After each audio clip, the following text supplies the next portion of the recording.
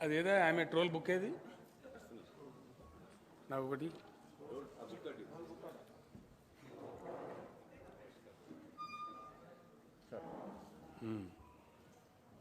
ఆమె troll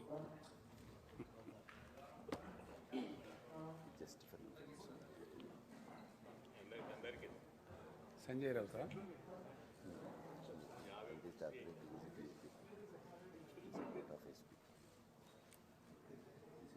support చేస్తలేరు కదా వాళ్ళు పోటీ చేస్తలేరు కదా చేయట్లేదు Shiv Sena voice support they are not support they are not contesting Akhilesh Yadav support చేస్తారు right it's a good development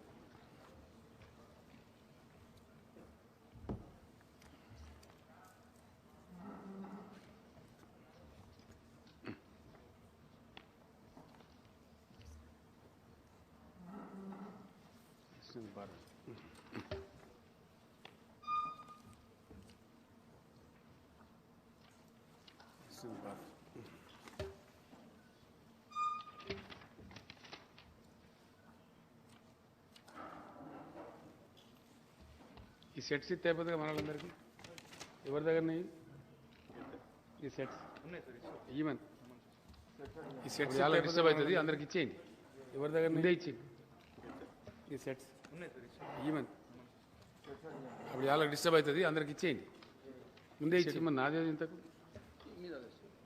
ఇదా సెట్ మరి నాదేది ఇంత చీడున్నా ఇది అది గోల్మాల ఇది అయ్యా ఆ చీడున్నదా అది అంటాను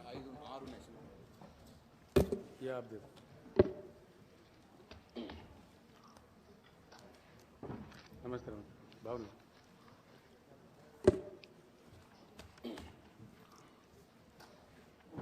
నమస్తే బాగున్నా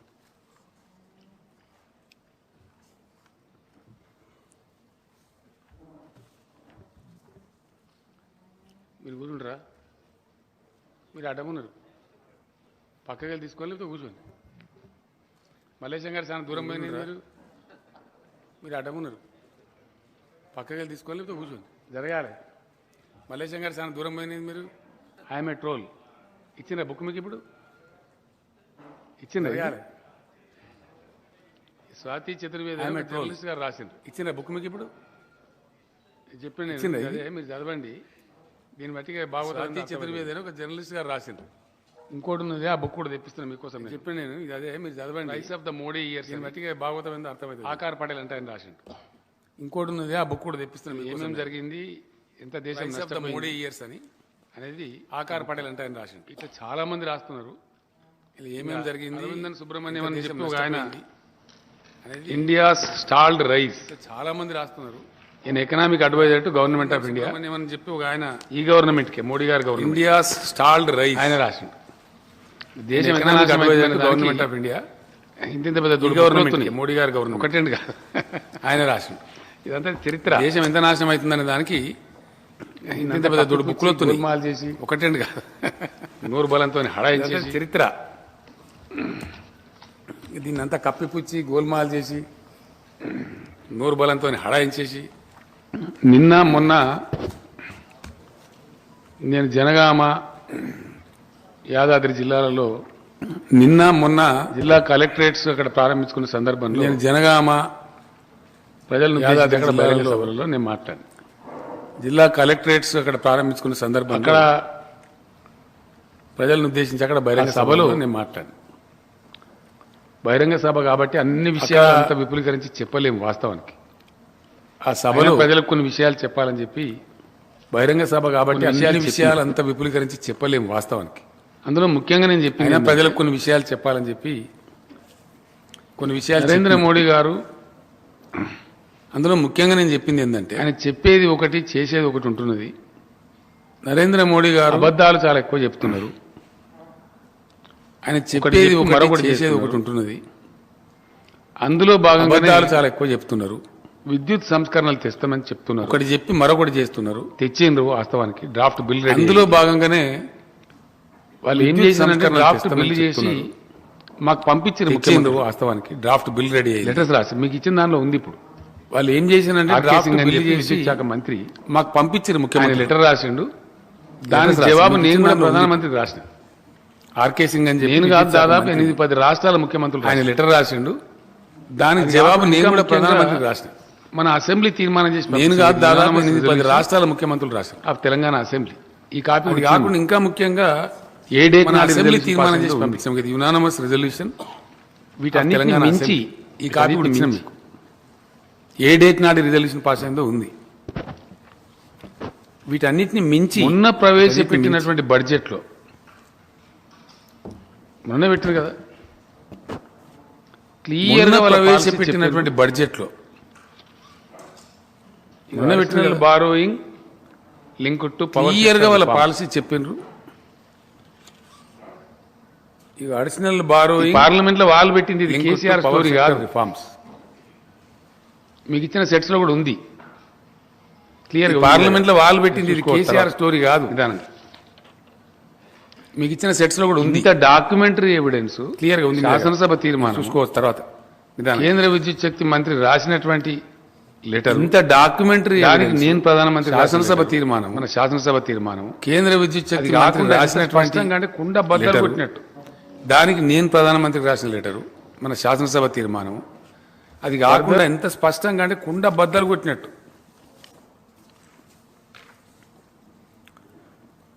further the achievement in the agriculture sector is not satisfactory and requires attention on priority basis discom should take necessary steps to achieve 100% metering of all consumers with in 1 year of the notification of this policy. Further, existing meters should also be replaced with prepaid meters in a phased manner so as to achieve 100% prepaid metering within 3 years from the date of issuance of this policy. ఇట్లా అనేక పాలసీలు వీళ్ళు చెప్పిన దానిలో agriculture సెక్టర్ను ఎట్టి పరిస్థితుల్లో వదిలిపెట్టద్దు వాళ్ళకి meters పెట్టాలి no new agriculture connection shall be released మీకు ఇచ్చిన డాక్యుమెంట్స్లో ఉంది మీరు చూసుకోవచ్చు ఇది కేంద్రం పంపించినటువంటి ముసాయిదా బిల్లు అన్ని రాష్ట్రాలకు అది మెడ మీద వేలాడుతున్న కత్తి దానికి సాక్ష్యంగా యాక్చువల్లీ అది పాస్ కాకుండా ఇంప్లిమెంట్ చేయకూడదు కానీ రాజ్యాంగాన్ని ఉల్లంఘించి మోడీ ప్రభుత్వం చేస్తున్న దుర్మార్గం ఏంటంటే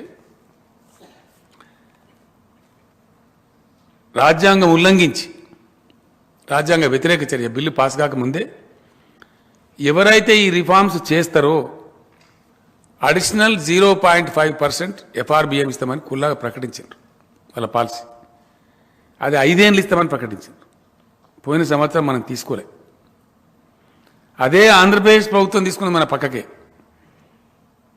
తీసుకోవడమే కాదు శ్రీకాకుళం జిల్లాలో ఆల్రెడీ 25,000 మీటర్లు పెట్టింది వాళ్ళు 25,000 మీటర్స్ అగ్రికల్చర్ కన్స్ట్రక్షన్స్ ఆల్రెడీ పెట్టిండ్రు మిగిలిన వాటికి కూడా పిలిచిన టెండర్లు పిలిస్తే ఆ మీటర్లకు 3,700 ఎంతనో ఒక మీటర్ చొప్పున కాస్ట్ కూడా లక్షలాది మీటర్లకు పిలిచిండ్రు ఎందుకంటే వాళ్ళు 737 కోట్లతోని వాళ్ళు పిలిచిండ్రు అంటే మరి కేంద్ర ప్రభుత్వం నియతి ఏందన్నట్టు మనకు మన ఎలిజిబిలిటీ ప్రకారంగా మన ఎకానమీ సైజ్ ప్రకారంగా 0.5% కనుక మనకు అడిషనల్ ఎఫ్ఆర్బిఎం మనకు వస్తే 5,000 పైచీల కోట్లు వస్తాయి అంటే నెక్స్ట్ 5 ఏళ్లకు ఈ ఫెసిలిటీ ఇస్తాం విద్యుత్ సంస్కరణలు అమలు చేసిన రాష్ట్రాలకు లేని వాళ్ళకి ఇయ్యం అంటే నేను ఏం చెప్పినా నేను సభలో నష్టపోయినా మంచిదే నీ డబ్బులు మాకు అక్కర్లేదు అంటే 25,000 కోట్లు నష్టపోవాలి Telangana at the cost of 25,000 crores in 5 years ఆ నష్టం ఉన్నా సరే నేను మీటర్లు పెట్టాను నేను చెప్పిన నా ప్రాణం పోయినా సరే పెట్టను తెలంగాణలో వ్యవసాయం స్థిరీకరణ జరగాలి రైతులు ధనవంతులు కావాలి ఇప్పుడిప్పుడే బాగుపడుతున్నారు కాబట్టి నేను పెట్టా అనే మాట నేను చెప్పిన ఇన్ని జరిగినాయి కదా శ్రీకాకుళంలో 25,000 మూటలకు పెట్టిండ్రు టెండర్లు పిలిచిండ్రు ఎవరైతే ఇంటర్ ఇంప్లిమెంట్ చేస్తున్నారో వాళ్ళకు 0.5% FRBM ఇస్తున్నారు. బడ్జెట్లో పెట్టిన మొన్నటి బడ్జెట్లో కూడా పెట్టారు. ఇన్ని ఉండంగా పార్లమెంట్ సభ్యుడిగా ఉన్నటువంటి ఈ రాష్ట్ర అధ్యక్షుడు పాపం ఆయనకు చదువు వస్తుందో రాదో నాకు తెలియదు, చదివిన కాగితం అర్థమవుతుందో కాదో తెలియదు. గరీబ్ గారు పాపం నాకు నిజంగా జాలేస్తుంది ఆయన చూస్తే. ఆయన మాట్లాడకుండా వేరే వాళ్ళతో మాట్లాడితే బెటర్ నన్ను అడిగితే. ఆ పార్టీ పరువు పోతుంది రోజు రోజు. చాలా ఘోరం. ఇన్ని ఆధారాలుండి గింత జరిగి 5 ఏళ్ల కోసం చెప్పినండి, ఒక రోజు కోసం చెప్పింది కాదు. ఇంత డాక్యుమెంటరీ ఎవిడెన్స్ ఉండి మన రాష్ట్ర శాసనసభ తీర్మానం పాస్ చేసి పంపించి నేను ముఖ్యమంత్రిగా దాన్ని వ్యతిరేకిస్తూ రాసిన ఉత్తరాలుండి మీకు ఇచ్చిన ఇప్పుడు సెట్స్మెంట్ చూడండి మీరు. ఇంత డాక్యుమెంటరీ ఎవిడెన్స్ ఉన్నదాన్ని కూడా పచ్చవద్దని చెప్తాం. వాళ్ళ పాలసీ ఇప్పుడు సెంట్రల్ గవర్నమెంట్ పాలసీ ఏందనేది మీకు పంపించిన మీ దగ్గర మీ చేతిలో ఉంది. దీని మీద కూడా నేను బహిరంగ క్షమాపణ చెప్తా. మీటర్లు పెట్టమనందే ఇప్పుడు జగన్మోహన్ రెడ్డి పెట్టిండా? శ్రీకాకుళం జిల్లాలో ఎందుకు పెట్టమనందే మరి నువ్వు FRBMలా 0.5% పెట్టినావా? ఎందుకు పెట్టినావు? దాన్ని మేము ఎందుకు తీసుకుంటలేము? పవర్ రిఫార్మ్స్ మేము వ్యతిరేకిస్తున్నాం కాబట్టి. ఇంత ఘోరమైనటువంటి అబద్ధాలు ఒకటికి 1000 సార్లు మేము చెప్తాం. నిజం వేరు, మీటర్లు పెట్టుమనుడు వేరు, బలవంత పెట్టుడు వేరు. ఇంకా దీని తమాషకి ఎంత తెలుసా, ఇప్పుడు ఉన్న మంత్రి ఆర్కే సింగ్ మనకు ఉన్నటువంటి నీటి ప్రాజెక్టులలో మనం PFC REC అని 2 ఉంటాయి. ఒకటి పవర్ ఫైనాన్స్ కార్పొరేషన్, ఇంకోటి రీజనల్ ఎలక్ట్రికల్ కార్పొరేషన్.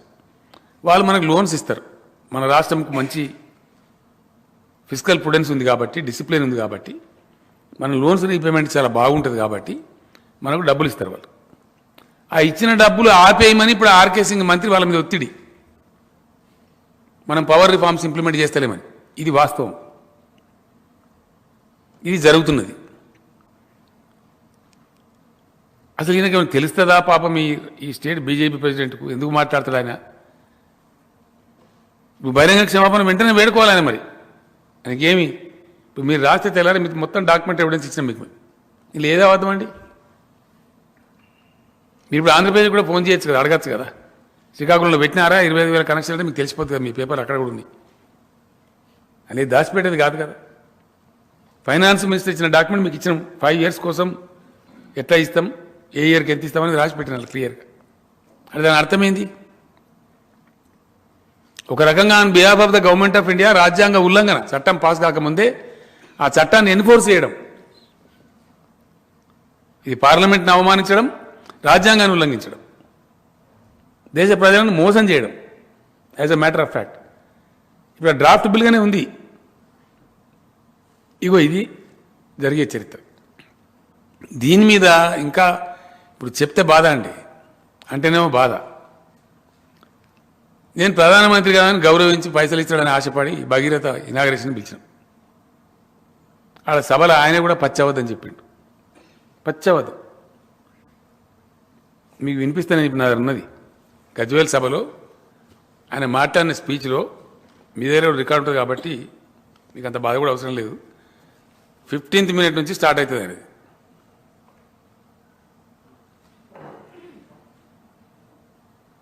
ఫొటోస్లో ఉంది కదా. ఆయన ఏం చెప్తాడంటే, అంతకుముందు 11 రూపాయలకు కొన్నారు పవరు, మేము ₹1.10 ఇస్తున్నాం ఒక యూనిట్ ఉంటాడు. అసలు భారతదేశ చరిత్రలోనే సెంట్రల్ గవర్నమెంట్ ఎన్నడూ కూడా ₹1.10 ఏ రాష్ట్రానికి ఇవ్వాలి, ఇండియాకి కాదు, ఎవరికి ఇవ్వాలి. కానీ మేము ఇస్తున్నాం అడిగే పెద్ద మనిషి కదా, బాగుండదు ఆ టైంలో. వెంటనే నన్ను తెల్లారి ఎలక్ట్రిసిటీ అధికారులు అడిగింది, ఇప్పుడు కూడా అడిగిండ్రు ఇంతకుముందు నాతో చర్చలు. మీరు ఉన్నారు కదా సార్ మీటింగ్లో, మరి మీరు కానీ అట్లా చెప్పండి పెద్ద మనిషి అంటే ఏమంటాం పోయి మనం అనవసరం, మనమే గెస్ట్గా ఇచ్చినాం కదా, తిడితే బాగుండదు అనుకున్నాను నేను. ఓకే వట్నాం మేము, ఎటుపడితే అటు అడ్డం పొడుగు మాట్లాడు కాదు. గజ్వేల్ సభలో ఆయన మాట్లాడింది ఇది నిజమా అబద్ధమో నేను వినిపిస్తా. ఆయన గజ్వేల్ ఉపన్యాసంలో మీ దగ్గర ఉంటే మీ రికార్డులలో ఉంటుంది కదా, తీసుకొని చూడొచ్చు మీరు. ఇక ఇది 16వ నిమిషం నుంచి స్టార్ట్ అవుతుంది.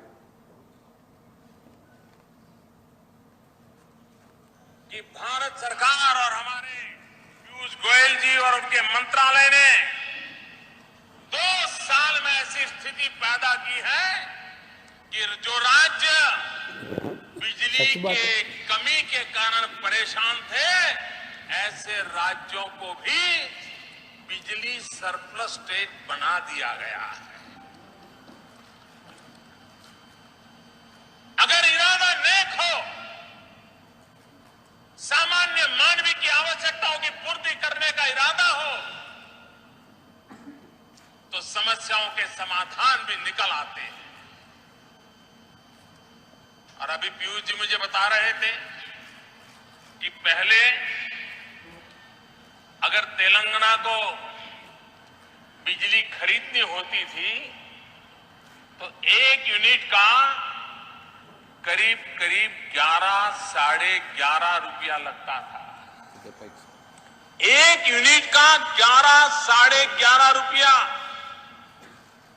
भाइयों बहनों, आज भारत सरकार ने जिस प्रकार से बिजली में रिफॉर्म किए, बिजली के उत्पादन को बढ़ाया, ट्रांसमिशन लाइन में खर्चा किया, सारा संतुलित कारोबार किया, उसका परिणाम यह है कि आज कुछ समय पहले जो बिजली 1 यूनिट 11 साढ़े 11 रुपये में मिलती थी, आज अभी इसी तारीख 1 रुपया 10 पैसे में मिलती है। राज्य की खजाने के किताब। मैं हाथ जोड़ के पूछ रहा हूं मोदी जी, आपके 8 साल के सरकार में कहीं भी 1 रुपए 10 पैसे में यूनिट पावर सप्लाई आपने किया है क्या? ये इतना झूठ,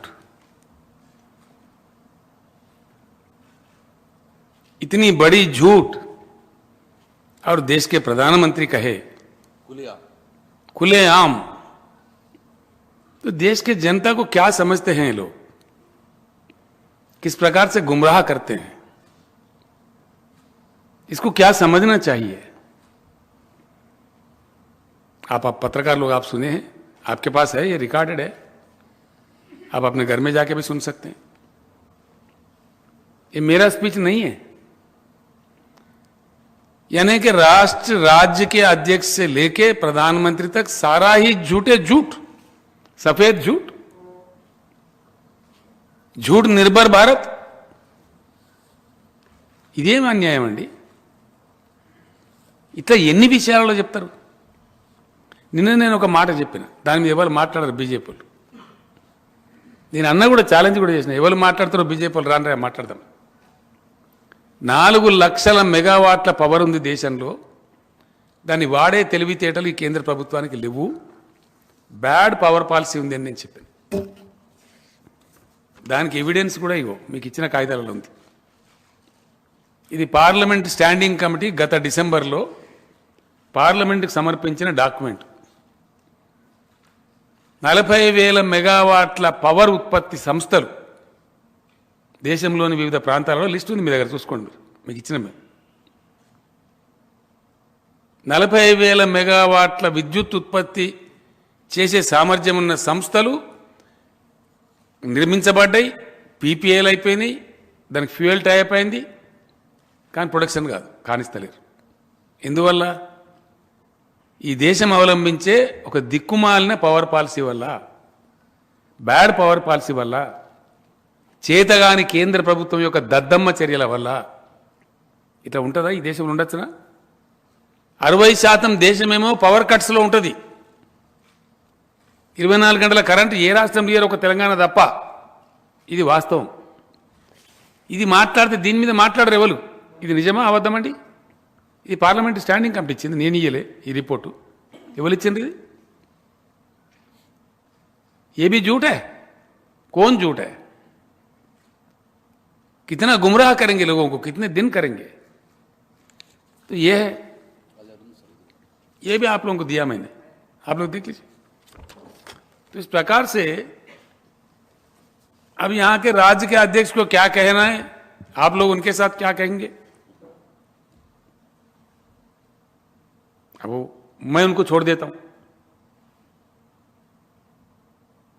इसलिए జాలి అనిపిస్తుంది పాపం అతనికి పెద్ద తెలిసినట్టు లేదు. అతను వేరే వాళ్ళతో మాట్లాడిపిస్తే మంచిది, గాచారం బాగా నాతో మాట్లాడతాను.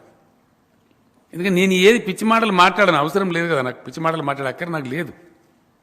ఉన్నది ఉన్నట్టు మాట్లాడతాం. ఇంత దుర్మార్గంగా ప్రతి వాళ్ళు, ఆ పార్టీకి చెందిన ప్రతి వాళ్ళు ఇదే పద్ధతిలో ప్రతి విషయంలో చాలా దారుణమైనటువంటి అబద్ధాలు, మోసాలు, దేశాన్ని సర్వనాశనం చేస్తూ ఉన్నారు. ఎస్, 100%. చాలా భయంకరమైనటువంటి పరిస్థితి. ఇంకోటి దీనికంటే ఎక్కువ మీరు ఇంకోటి చూసుకోవచ్చు. ఇవన్నిటిని మించి మొత్తం అఖిల భారత విద్యుత్ సంస్థల ఉద్యోగ సంఘాలన్నీ ఒకటే సమావేశాలు పెట్టినాయి. మీకు తెలుసా విషయం? మన దగ్గర మింట్ కాంపౌండ్లో మన ఎలక్ట్రిసిటీ ఎంప్లాయీస్ కూడా ఉద్యమాలు, ధర్నాలు చేసిండ్రు. మీకు తెలుసా విషయం? రత్నాకర్ గారు కానీ, శివాజీ గారు కానీ మీరే పోయి వార్తలు వేసారు, ఫోటోలు తీసిండ్రు, టీవీలలో చూపించారు. కారణం ఏంది? మొత్తం విద్యుత్ రంగాన్ని ప్రైవేటీకరించి ఆల్రెడీ ఉత్పత్తి ఉన్న వాటిని పెట్టనీయకుండా చేసి ఆయన వాళ్ళ పార్టీకి చందాలు ఇచ్చేటోళ్ళు, వాళ్ళ పార్టీని జాదేటోళ్ళు, వాళ్ళకి ఎన్నికలకు డబ్బులు ఇచ్చేటోళ్లకు వేల కోట్ల రూపాయలు దిగమింగి వాళ్ళు పెట్టే సోలార్ విద్యుత్తును వీళ్ళు కొనన్నట్టు. ఇప్పుడు అది చట్టం. దీనికి అందమైన పేరు చట్టం, విద్యుత్ సంస్కరణ. ఇదేనా సంస్కరణ ఈ దేశంలో? ఇంకా తమాషా ఏం తెలుసా? మన తెలంగాణకు జల విద్యుత్ శక్తి అందుబాటులో ఉన్నదే కృష్ణా నది మీద ఎక్కువ ఉన్నది. మనకు నాగార్జున సాగర్, శ్రీశైలం, పులిచింతల, జూరాల 2500 మెగావాట్ల దాకా ఉంటుంది దగ్గర దగ్గర. గోదావరి మీద తక్కువ ఉంది మనకు, కృష్ణ మీద ఎక్కువ ఉంది. ఇంకా ఈ చట్టంలో ఏం చెప్తారు? ఈ దిక్కుమాలిన చట్టంలో వాళ్ళ బీజేపీ మిత్రులు పెట్టే 30-40 వేల మెగావాట్ల సోలార్ పవర్ ఏమో కొనన్నట మనం క్లీన్ ఎనర్జీ కింద. మనది క్లీన్ ఎనర్జీ అయినా మీ నాగార్జున సాగరు, మీ శ్రీశైలం ప్రొడ్యూస్ చేసే పవరు బంద్ పెట్టైనా సరే దీన్ని కొనాలి. కొనకపోతే మీకు ఫైన్ ఇస్తాం. ఇది చట్టం. అంటే అధికారం చేతిలో ఉందని మీ పెట్టుబడిదారుల యొక్క స్వార్థ ప్రయోజనాల కోసం ప్రజల ప్రయోజనాలు తాకట్టు పెడతారా? ఈ దేశ ప్రయోజనాలు తాకట్టు పెడతారా? అన్ని తప్పుడు ప్రచారాల మీద, అబద్ధాల మీద ఎన్ని రోజులు నడుపుతారు భారతదేశాన్ని? ఇది ఎంతవరకు సమంజసం? ఇవి వాస్తవాలు కావా? పెట్టండి, చర్చ పెట్టండి దీని మీద. ఒకటి గాలి మాటలు మాట్లాడు కాదు. ఇన్ని విషయాలు నేను చెప్తున్నా కదా ఇప్పుడు. ఇవన్నీ అబద్ధమనేగా. మేము ఇచ్చేటి అన్ని నివేదికలు, standing committee reports, parliament reports, మంత్రుల ఉత్తరాలు, ప్రధానమంత్రికి నేను రాసిన ఉత్తరాలు, శాసనసభ తీర్మానాలు, శ్రీకాకుళంలో మిగిచిన బీటర్లు. శ్రీకాకుళంలో 25,000 మీటర్లు బిగించింది కూడా అబద్ధం ఉంటుందా? ఇవన్నీ జూటా. ఒక రాష్ట్ర అధ్యక్షుడే కరెక్ట్ అయ్యా? సో ఇన్ని అబద్ధాలు చెప్పే వ్యక్తులను చీల్చి చెండాడే బాధ్యత మా మీడియా మిత్రుల మీద ఉన్నది. దయచేసి ఇక మీరు ఏం చేస్తారో ఇప్పుడు చూడాలి. అంతే కదా? ఇంత అన్యాయాలు మానండి. ఈ దేశం ఇట్లా నాశనం కానా? ఎందుకు నాశనం కానీ అలా? ఎవరి కోసం నాశనం కానీ అలా? ఏ ప్రయోజనాలు ఆశించి? చాలా ఉంది ఇంకా కథ. భాగవతం భయంకరంగా ఉంది. దేశం ఉండదు. రాసి పెట్టుకుని మీరు. నేను దుఃఖంతో చెప్తాను ఈ మాట, బాధతో చెప్తా ఉన్నాను. ఎందువల్ల? అన్ని రంగాలలో సర్వనాశనం. ప్రతి రంగంలో అన్ని పిచ్చబద్దాలు, పచ్చబద్దాలు. ఈడ చెప్పుడు కాదండి, విదేశాలలో పోయి చెప్పుడు. ఇదో కథ, సిగ్గుపోతుంది. చాలా ఘోరమైనటువంటి అబద్ధాలు. 2025 వరకు 5 ట్రిలియన్ ఎకానమీ చేస్తాం. ఇంతకన్నా దిక్కుమాలిన దందా ఉంటుందా? అది చంద్రయాన్ మీద పోయిన దాంతో సమానం అంటారు. ఇక మనం కూడా చంద్రమండలం మీద దిగినట్టే అనుకోవాలి. ఇంత పచ్చబద్దమా? అది నీ ప్రగతే? అది మామూలు ఊర్లలో వడ్డీకి ఇచ్చే వ్యాపారిని అడిగినా చెప్తాడు ఆ లెక్క. దానికి ప్రధానమంత్రి అవసరం లేదు, ఈ ఆర్థిక మంత్రి అవసరం లేదు. మనీ కాంపౌండింగ్లో ఉండేటువంటి కమాల్ అది. సర్వసాధారణంగా 12% గ్రోత్ ఉంటే 6 ఏళ్లలో డబుల్ అవుతుందండి కంట్రీ ఎకానమీ. అదే 11% ఉంటే 7 ఏళ్లలో డబుల్ అవుతుంది. దానికి నరేంద్ర మోడీ, నిర్మలా సీతారామన్, మల్లె ఎవరు అవసరం లేదు. వడ్డీ వ్యాపారం చెప్పే లెక్క. ఈ మాట కఠోరమైన వాస్తవం. Taking India to 5 trillion economy by 2025, we doesn't require a prime minister there. We doesn't require a finance minister. An ordinary clerk can account for it. There is nothing great about it. Is it not a fact? You ask any economist. It's a hard fact. And you are chasing away the country by making false propaganda. How long you will do that? What is the extra mile you are taking? What is the extra effort you are putting in? Nothing. If you are able to do, if you have innovative skills, if you are a dynamic government, please do something like China, in the line of Mr. Deng Xiaoping. Please do something in line of Mr. Lee Kuan Yew of Singapore. That is something great, not 5 trillion economy. किसको पागल बनाने की ये चक्कर है? ఏ bath Maine he నహీ మీరు తీసుకొని చూడండి మీకు రాజ్యసభ స్పీచ్ కొడితే వస్తుంది నిన్న మొన్న అయింది కదా ఎగ్జాక్ట్గా నేను చెప్పిన విషయాన్ని చిదంబరం గారు కూడా చెప్పింది రాజ్యసభలో సేమ్ ఇదే విషయం చెప్పిన ఆయన మా కేశవరావు గారు వీళ్ళంతా ఉన్నారు అక్కడ నేనేదైతే చెప్పినా అదే విషయం చెప్పాను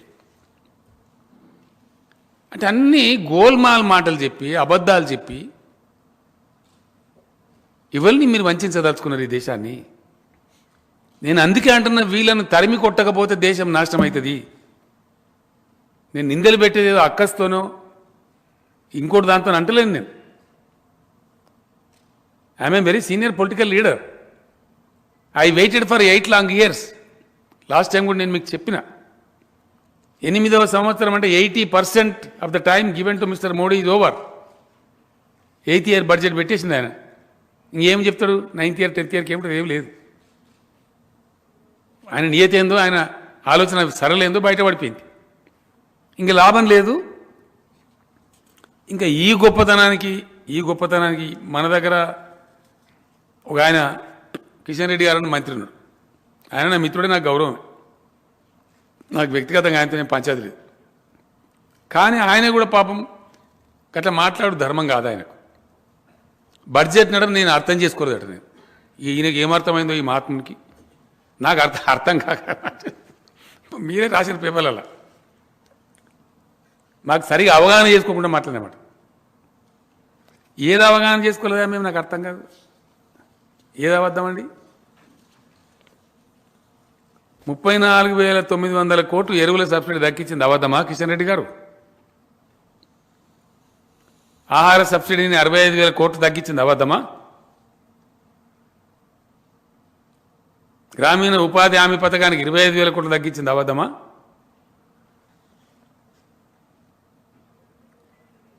ఎరువుల సబ్సిడీలు దక్కించింది అబద్ధమా మాకెందుకు అర్థం కాలేదు మాకు అర్థమై ఉన్నది చెప్పినాం నీ రంగు బయట పెట్టినాం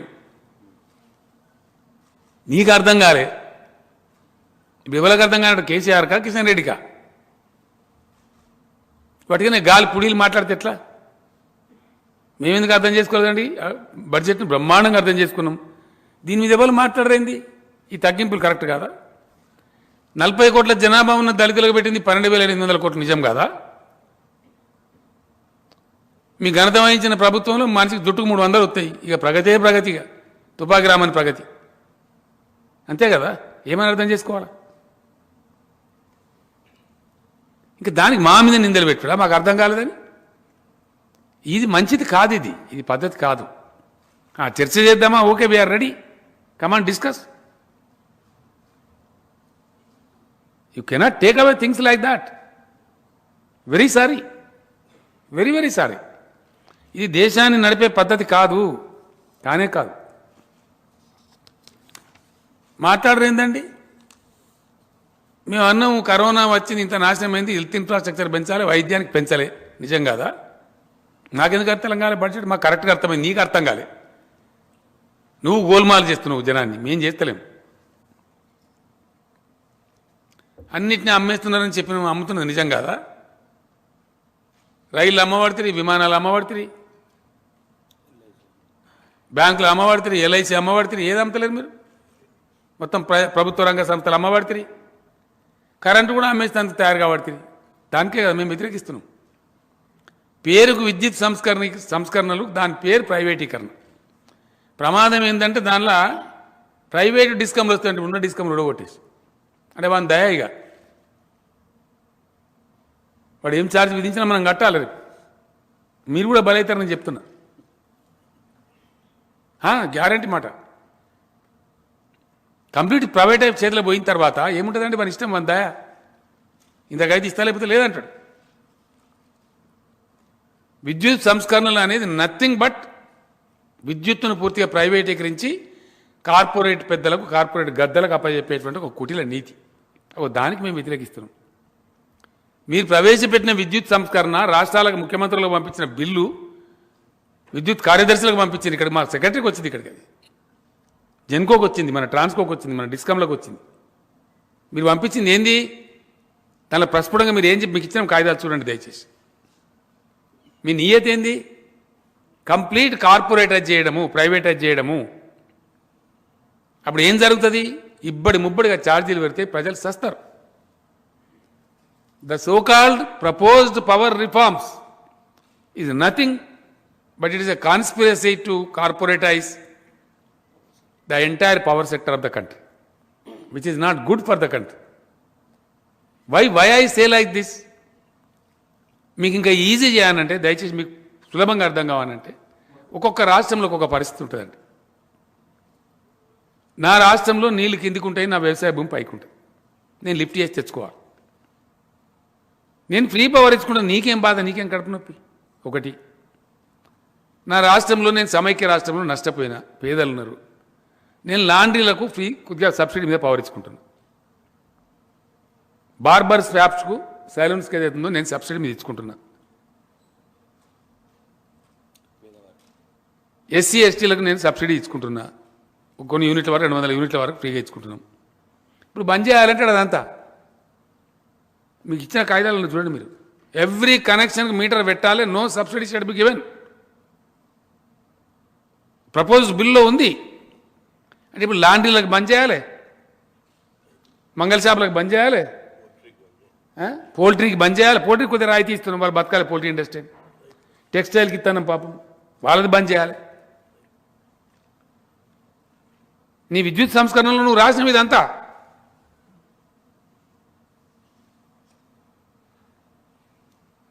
చదవండి. మీకు ఇచ్చిన కాగితాలను దయచేసి. ఇగో ఇది పరిస్థితి.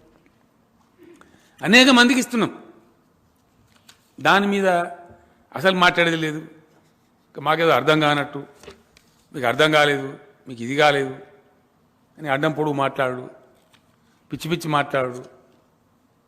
ఇది సరైన పద్ధతి కాదు. బడ్జెట్ మీద మాకు అవగాహన లేక మాట్లాడినామని మాట్లాడిన కిషన్ రెడ్డి గారు, అవగాహన నీకు లేకపోతే నువ్వు చేసుకునే ప్రయత్నం చేయి, మాకు అవగాహన లేదు అనేటువంటి మాట దయచేసి మీరు అట్లా మాట్లాడు సమంజసం కాదు అని నేను చెప్తాను. పద్ధతి కాదు అది. ఇప్పుడు నేను మర్యాద చెప్తున్నా, మలతాబాకు మాత్రం చాలా హార్ష్గా చెప్పాల్సి వస్తుంది. జాగ్రత్త. లెక్కలుగా ఉన్నొక మంత్రి కేంద్రంకి వెళ్ళి మా రాష్ట్రం నుంచి అని మర్యాద పాటించి చెప్తున్నాను.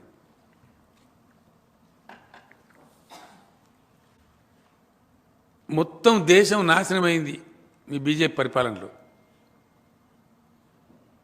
ఎక్కడ చూసిన అవినీతి కంపు, అన్ని స్థాయిలలో ఘోరమైన అవినీతి ఘోషిస్తున్నది. జాతీయ అంతర్జాతీయ మీడియా అంతా చెప్తా ఉంది. దేశ సంపదలో 77% సంపద 10% మంది దగ్గరనే ఉందని చెప్తా ఉన్నాయి లెక్కలని. 77% of the wealth of the country is with only 10% of India. Rest of the 90% of ఇండియాకు ఓన్లీ 23% ఉంది. అంటే ఏమైనట్టు మీ ఘనత వహించిన పరిపాలనలో? ధనవంతులు ధనవంతులు అవుతున్నారు, పేదలు పేదలు అవుతున్నారు. భయంకరంగా నిరుద్యోగిత పెరిగింది. లెక్కలతో సహా మీరు చెప్పిన లెక్కలనే వస్తుంది. అది నేషనల్ స్టాటిస్టికల్ ఆర్గనైజేషన్ ఉంటుందండి ఫైనాన్స్ మినిస్ట్రీలో, ఎన్ఎస్ఓ. మీరు రాసుకోండి దయచేసి. నేను చెప్పే లెక్కలు ఎన్ఎస్ఓ లెక్కలే, నా లెక్కలు కావు, కేసీఆర్ కవిత్వం కాదు. కేంద్ర ప్రభుత్వం వెలువరించేటువంటి స్టాటిస్టిక్స్ అని చెప్పేది. నిరుద్యోగిత రేటు పెరిగింది. తెలంగాణలో 0.3% ఉంటే మీది 7% పైన ఉన్నది కంట్రీ నేషనల్ యావరేజ్.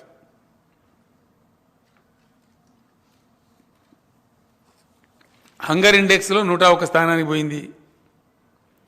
16 లక్షల పరిశ్రమలు మూతపడ్డాయి.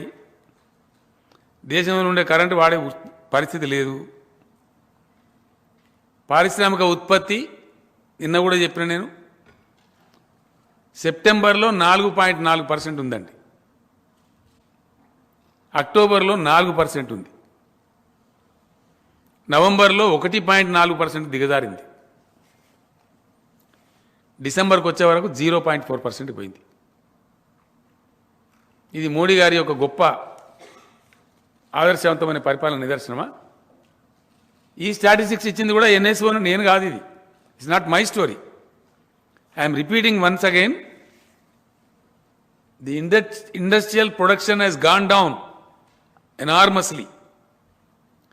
It was 4.4% in the month of September. It was 4% in the month of October.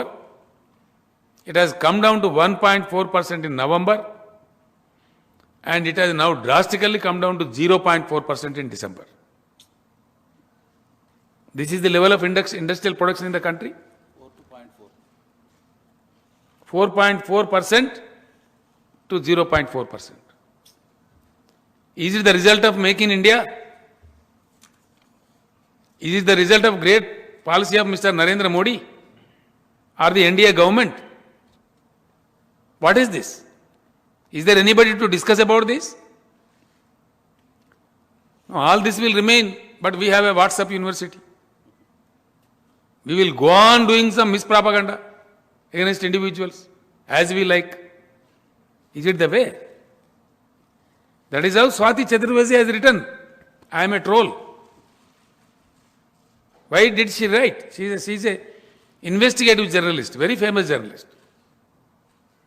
On this topic, there was a serious discussion in Harvard University also. Desham paruvu potandi baita. These books are under circulation internationally. Because once it is on the net, every country reads it. I have given you copy.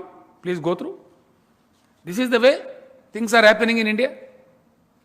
This is the mispropaganda against the political opponents, against the political parties.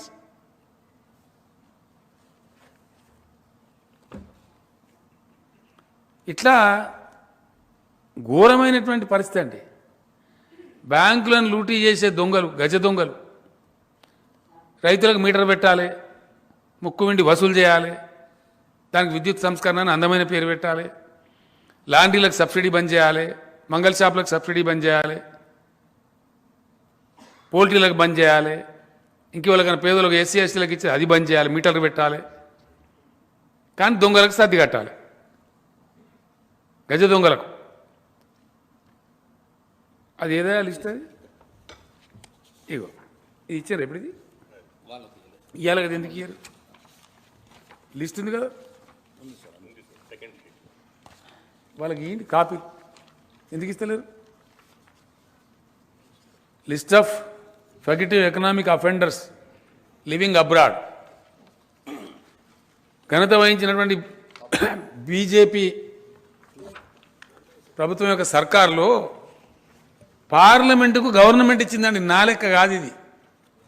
33 offenders have ఫ్లెడ్ అవే. ఇది కొత్త feature అన్నట్టు. ఇది మోడీ ప్రభుత్వంలో భారతదేశం సాధించిన అద్భుతమైన ప్రగతి ఏంటంటే, బ్యాంకును ముంచిన ప్రతి ఒక్కడు మంచిగా లండన్లో పిక్నిక్ చేయొచ్చు హ్యాపీగా. ఎస్, 33 మంది ఇటువంటి వాళ్ళు సిబిఐ కేసులు పెట్టిన తర్వాత ఫ్లడ్ అవే పారిపోయినరు లండన్లో, ఇంకా వేరే వేరే దేశాలలో మంచిగా పిక్నిక్ చేసుకుంటారు. 15 लाख आएगा, यूं ही आएगा 15 लाख हर किसी के खाता में. 15 लाख आया कि 15 लाख गया? कहां गया? क्या हो गया? ఇదా ఈ దేశాన్ని తీసుకుపోయే పద్ధతి? ఇవన్నీ కఠోరమైన వాస్తవాలు కావా?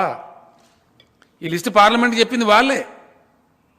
లాస్ట్ డిసెంబర్ కదా రంజిత్ రెడ్డి గారు, లాస్ట్ డిసెంబర్ సెషన్లో పార్లమెంటుకు ప్రభుత్వం ఇచ్చినటువంటి సమాధానంలో చెప్పిన మాట ఇది. Please give it to the best friends. ఈ కాపీస్ అని ఇచ్చేయండి. ఇచ్చారా? దానిలో ఎవడెవడు పోయిండు, ఎంతమంది పోయిండ్రు, వాళ్ళ పేర్లు, వివరాలు. ఇది గవర్నమెంట్ ఆఫ్ ఇండియా ఇచ్చిందండి, కేసీఆర్ లెక్క కాదు. వీళ్ళంతా మోడీ గారి దోస్తులే, చాలా మంది గుజరాతీలే. ఏమనాలి దీన్ని? ఇది మీ గొప్పతనం కాదా? మీ గవర్నమెంట్ యొక్క ప్రతిభ కాదా? ఇది మీ దేశభక్తికి ఇది తార్కాణం కాదా? దీన్ని ఏమనుకోవాలా? కఠోరమైన వాస్తవాలు ఈ విధంగా ఉంటే మీ ఇష్టం వచ్చిన ట్రోలింగ్ చేసి ఓ దిక్కుమాలిన క్షుద్ర సోషల్ మీడియాని పెట్టి ఇవ్వలం పడితే వాళ్ళని ఎంత పడితే అంత మాటలు అంటాము. ఇదా పద్ధతి? అందుకే నేను చెప్తున్నా, BJP must go from this country. Why I say for this. BJP government should be sent back. Why? But for all these sins. ఎందుకు పంపించాలంటే మేము ఊరికి అంటలేము. ఇవన్నీ సత్యాలు, వాస్తవాలు. విజయ్ మాల్యా, నీరవ్ మోడీ, నోషల్ మోడీ, లలిత్ మోడీ, మొహుల్ చోక్సీ, నితిన్ సందేశరావుల పేర్లు ఏంటి? తమాషా పేర్లు.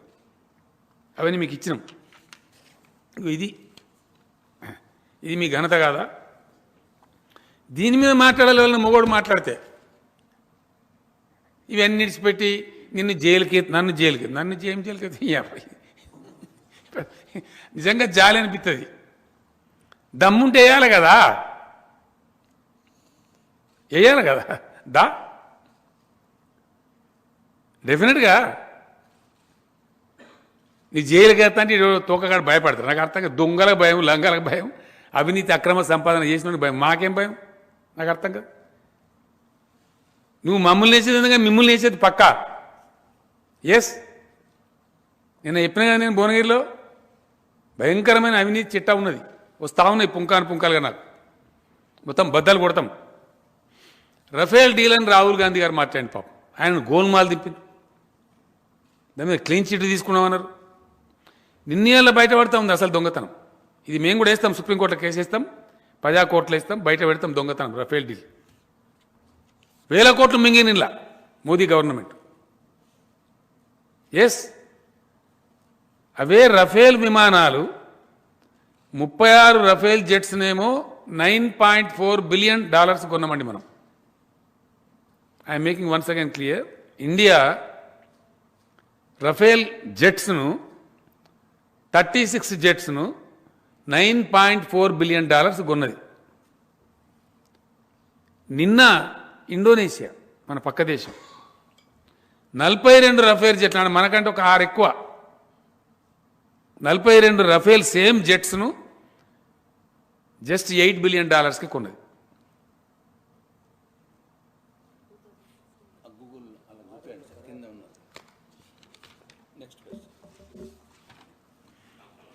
ఇదేనా?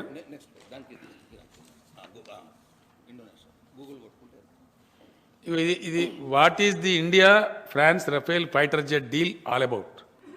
గూగుల్లో కొడితే వస్తుంది మీకు. ఇప్పుడు ఇది రహస్యం ఎందుగా కాపీలు తీసి వాళ్ళకి ఇక నువ్వు వాళ్ళని కొట్టుకోకూడదు. ఇది దీనికి అర్థం ఇప్పుడు ఇందులో ఎవరు దొంగ? రఫేల్ విమానాలు తెలంగాణ అయితే కొనలే కదా, తమిళనాడు అయితే కొనలే కదా. ఈ కుంభకోణం బయటపడాలి. ఎవడు జైలుకోవాలన్నా వాడు పోవాలి. అంతే కదా. ఇవన్నీ వాస్తవాలు కదా, కఠోరమైన సత్యాలు కదా. 33 మంది బ్యాంకుల నుంచి పారిపోయింది నిజమే. ఇది తీపిచ్చి దయచేసి మీరు తీమని. ఇదేందండి? గో ఈ కాపీస్ అని ఉన్నాయి. ఇవన్నీ ఇప్పుడు గూగుల్, నా కథ కాదండి, నేను గూగుల్లో కూడా డౌన్లోడ్ చేసిన. ఇది ఫ్రెష్గా ఇప్పుడు ఇవ్వాలనే ఉంది. ఇది లేటెస్ట్. ఇది ఎవరు? దీని పాపాత్మ ఎవరు? దీని మీద చర్చ పెట్టాలి దేశంలో, పార్లమెంట్లో, ఇంకొక ఢిల్లీలో. నేను ఊరుకుంటాను. ఇప్పుడు ఢిల్లీలో పెడతా కదా పంచాయతీ, 100% పెడతాం. తీపండి, ఇది కూడా మొత్తం తెలియాలి కదా.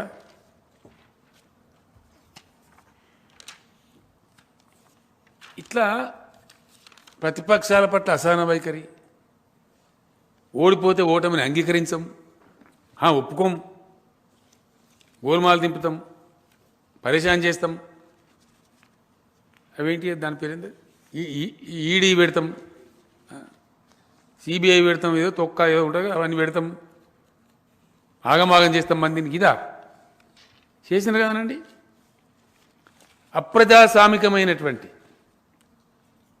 ప్రజా నిర్ణయాలను వ్యతిరేకించేటువంటి, ప్రజా నిర్ణయాలను గౌరవించే కనీస సంస్కారం లేనటువంటి ప్రభుత్వం నరేంద్ర మోడీ ప్రభుత్వం, భారతీయ జనతా పార్టీ. ఒకప్పుడు నిజంగానే వాజ్పేయి గారి నాయకత్వం, ఇంకో నాయకత్వం ఉన్నప్పుడు కొంత నమ్ముదురు జనం, కొంత నీతి ఉన్నది వెలుగు అంటే కొంత నమ్ముదురు. సిద్ధాంతంలో మా అంత వాటికి గంగలు కలిపేసి భారతదేశం సాక్షిగా, మనందరి సాక్షిగా ఎన్నికలలో గెలవకున్నా కానీ పరిపాలన చేసే సిగ్గులేని ఒకటే ఒక పార్టీ బీజేపీ ఇవాళ ఇండియాలో. మేము గెలవం కానీ పరిపాలిస్తాం, మాకు సిగ్గు లేదు ఎగ్గు లేదు, మమ్మల్ని ఇవ్వలేము అనద్దు. ఇది లెక్క. మనందరం చూసాం కదనండి. కర్ణాటకలో వీళ్ళు గెలవలే కానీ పరిపాలిస్తున్నారు, మధ్యప్రదేశ్లో గెలవలే కానీ పరిపాలిస్తున్నారు, గోవాలో వీళ్ళు గెలవలే కానీ పరిపాలించి నిన్నటి దాకా. ఆపద్ధర్మం మన ధర్మం వాళ్ళ గవర్నమెంటే ఉంది. మణిపూర్లో వీళ్ళు గెలవలే పరిపాలిస్తున్నారు, మహారాష్ట్రలో వీళ్ళు గెలవలే మబ్బుల 3 కోటంగా దొంగ ప్రమాణ స్వీకారం చేయించారు. తెల్లాటలకు ఆయనతో వాళ్ళు ఎదురదంటే ఎల్లెంకల వాళ్ళు సిగ్గుమానం తీసుకున్నారు. ఇదంతా జరిగిన కథనే కదా. మహారాష్ట్రలో ఘోరంగా దెబ్బల పడదు కాదా బీజేపీ, పరువు పోలేదా? మహారాష్ట్రలో బీజేపీ అనే నాటకం మీద మాట్లాడదామా, చర్చ రేపు పెడదామా? ఇది మంచి పద్ధతేనా? ఓటమిని అంగీకరించే సహనం ఉండాలి రాజకీయాల్లో. అన్ని గెలవం, కొన్నిసార్లు ఓడిపోతాం. రాజకీయం అన్న తర్వాత, ఎన్నికలు అన్న తర్వాత అక్కడ ఉండబడే పరిస్థితులను బట్టి కొన్ని గెలుస్తాం, కొన్ని ఓడిపోతాం.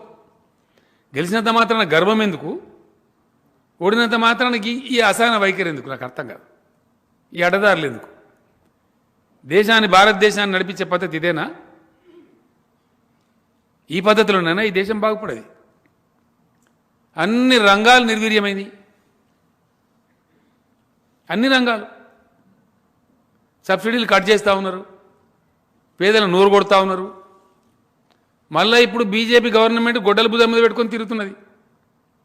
యూపీ ఎలక్షన్లో ఓటు డబ్బాల పడ్డ తెల్లారే పెట్రోల్ రేటు మళ్ళీ వేస్తారు. టీవీ మిత్రులు రికార్డులు పెట్టి నేను ఇవాళ అంటున్నా, మీకు ఇది నిజంగా కాకపోతే నన్ను పట్టుకోను మీరు.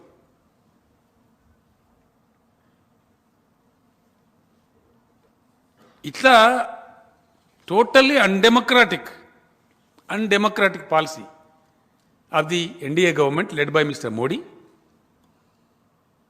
They have no patience. They don't know what is democracy. लोकतंत्र का कोई मान्यता नहीं है इनके पास, कोई मर्यादा नहीं है, कोई मर्यादा नहीं है, कोई इज्जत नहीं है. भारतीय जनता पार्टी अगर लोकतंत्र में विश्वास रखता है तो क्यों गिरा है मध्य प्रदेश में कांग्रेस सरकार को? जवाब दो इस देश को. क्या जरूरत था? आपको पेशेंट रहना चाहिए था, देखना था, उनको मौका देना चाहिए था 5 साल सरकार चलाने का. क्यों गिरा है कर्नाटक में सरकार, जहां आपको मैंडेट नहीं मिला? क्या जल्दीबाजी थी? इतने क्यों भूखे थे अधिकार के? ये गलत बात नहीं है? ये लोकतंत्र के विरोध चर्या नहीं है? इसका क्या जवाब है? इस पे चर्चा करो. नहीं करते. इसको भी तोड़ मरोड़ के बोलेंगे, इसको भी घुमा के बोलेंगे, व्हाट्सएप यूनिवर्सिटी में इसको अलग रंग से बताएंगे. ये तरीका है.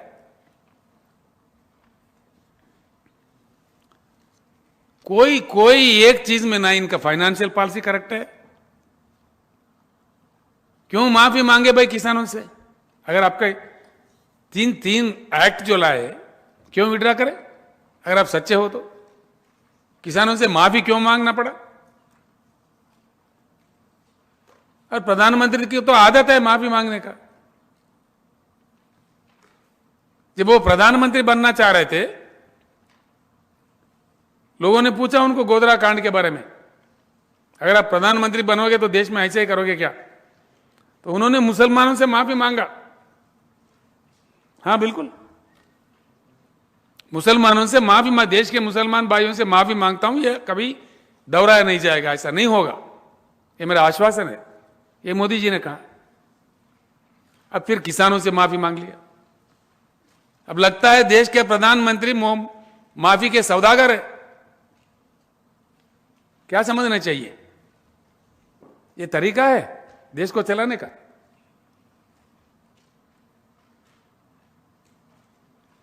फिर अभी बीजेपी के लोग कह रहे कि भाई काली चुनाव था, हमने इसको बंद रखा है, फिर से लाएंगे। कहते जा रहे कि ये तरीका है देश को चलाने का? बिल्कुल नहीं। इनको इनका राजनीति भी इतना गलत अंदाज में, इतना नासमझी से करता है, बिल्कुल बेकार, बिल्कुल एकदम। अरे भाई आप अमेरिका गए प्रधानमंत्री जी, हाउडी मोदी। अमेरिका चुनाव से हिंदुस्तान को क्या लेना देना है भाई? अमेरिका चुनाव क्या अहमदाबाद म्युनिसिपल कॉर्पोरेशन का इलेक्शन है? क्या तमाशा था? कोई भी समझदार प्रधानमंत्री क्या किसी दूसरे देश के इलेक्शन में, चुनाव में प्रचार करते क्या? ये विदेशी नीति है क्या हमारा? कितना बड़ा नुकसान होता है, वो भी अमेरिका जैसे देश में जाके। वहीं जाके कह दिया अब की बार ट्रंप की सरकार, हाँ? अब की बार ट्रंप की सरकार। It's a total strategic mistake of mister Narendra Modi and this BJP government. It's a rubbish. सुनिए आप लोग वो क्या कह रहे थे।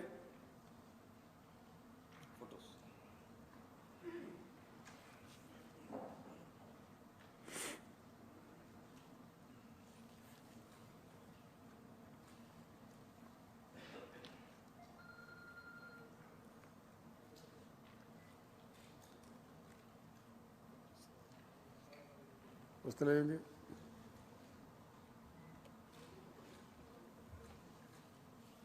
अब मैं सुनाऊंगा आपको।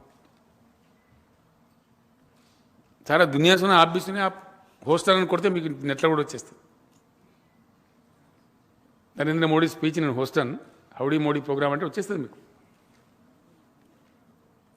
ఆయన ఓపెన్గా చెప్పిండు, కానీ ఏమైంది? సౌండే లేదు సార్, సౌండ్ మళ్ళీ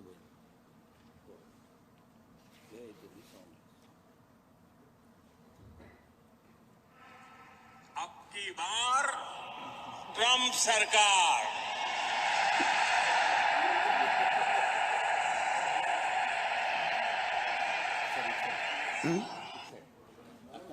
మళ్ళా పెడదాం।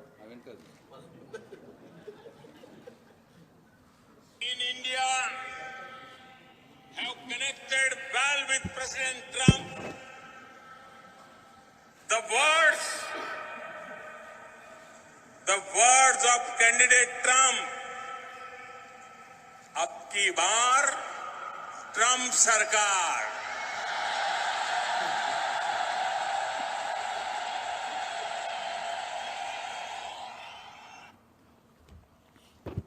Is it not a strategic mistake of a prime minister of a country? अब क्या हुआ? चुनाव हो गया, वहां सरकार पलटी खा गए। अब गए मोदी साहब अमेरिका में, हाल में बेहाल व्हाइट हाउस में कोई पूछने वाला नहीं, एयरपोर्ट में कोई प्रॉपर रिसीविंग नहीं। क्या हुआ? देश का इज्जत। ये तरीका है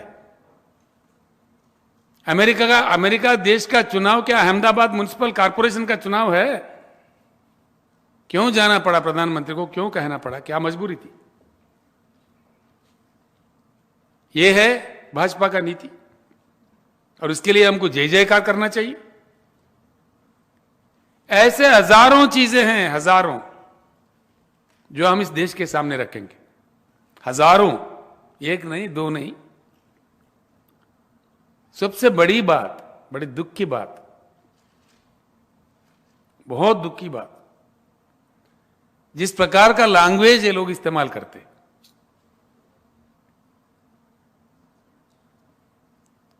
किसी का कोई मान्यता नहीं है इस देश में। कितना गंदे गंदे बातें करते लोग, जिसको चाहे जो चाहे कह दो, जो मन में आए कह दो, गालियां दे दो।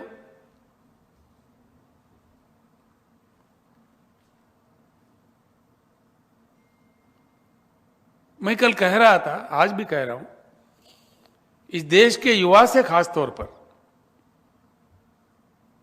ये कल का इंडिया आपका इंडिया है। मेरे युवा मित्रों, मेरे भाइयों, मेरे बुद्धिजीवियों,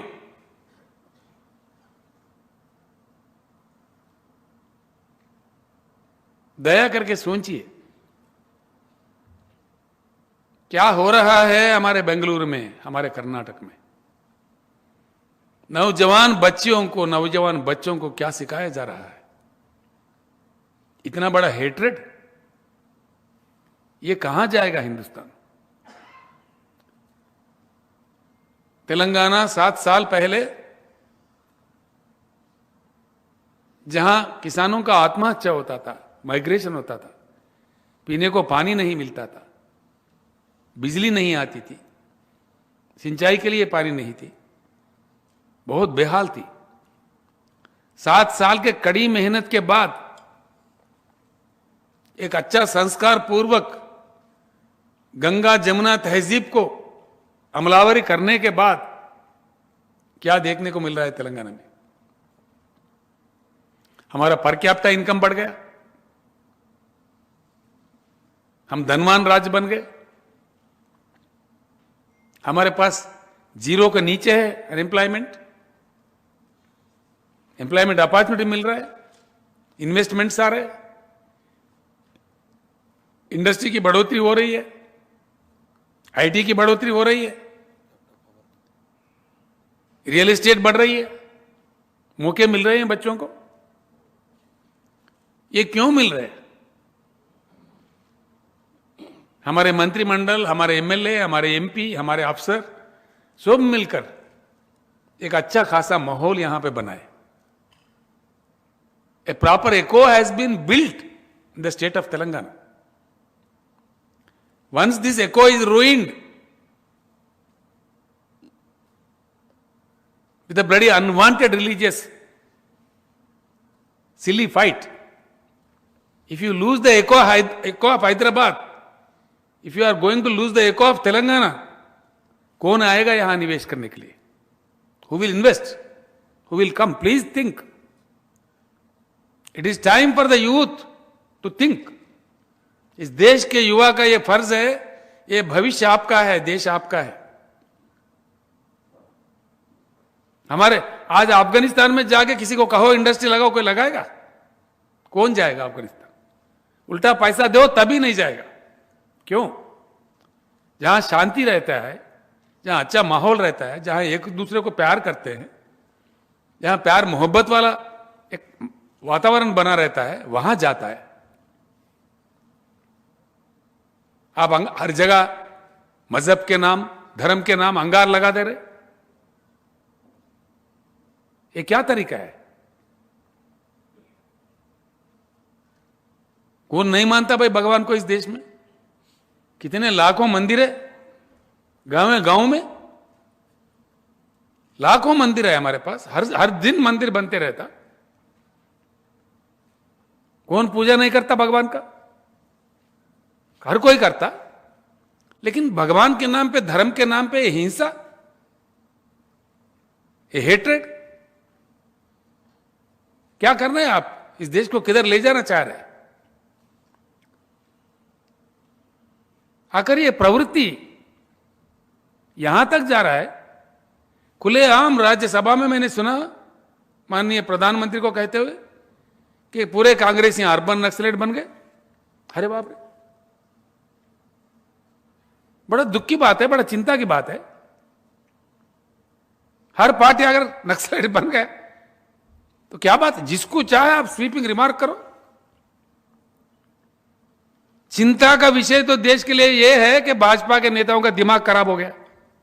यह चिंता इसका है। हमें देश को आज चिंता करना चाहिए, जितना जल्दी भगाओ भाजपा को तो उतना देश के लिए अच्छा है।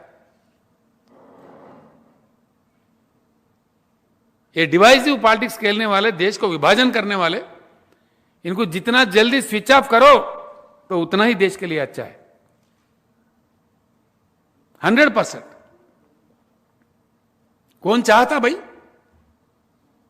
हर रोज गड़बड़ हो, हर रोज फायरिंग हो, पुलिस कर्फ्यू हो, लाठी चार्ज हो? हम ये चाहते हैं या कोई नया उद्योग आए, नया इंडस्ट्री आए, नए नौकरी मिले? ये चाहते? क्या चाहते हम लोग? किसान ज्यादा उगाए, अच्छे पैसे कमाए, ये चाहते? कि किसान अपना उगाए, अपने पैदावारी नहीं ला सके मार्केट में, जो कि कर्फ्यू है, गड़बड़ है, आंदोलन है? क्या चाहेंगे हम लोग? ये देश क्या चाह रहा है? शांतिपूर्वक जीवन चाह रहा है कि धर्म पे नाम पे दंगे चाह रहा है?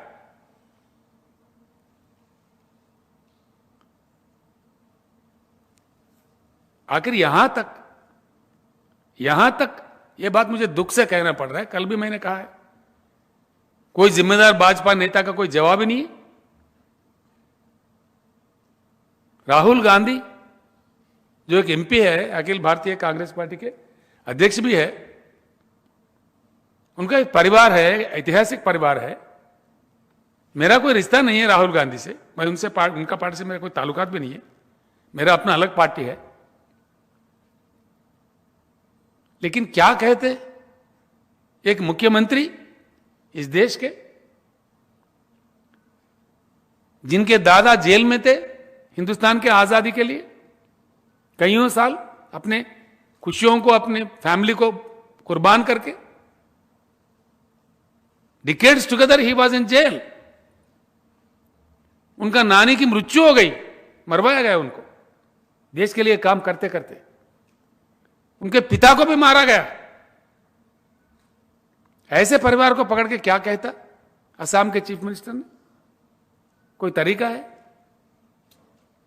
क्या? उसको प्रधानमंत्री शाबाशी दे रहे?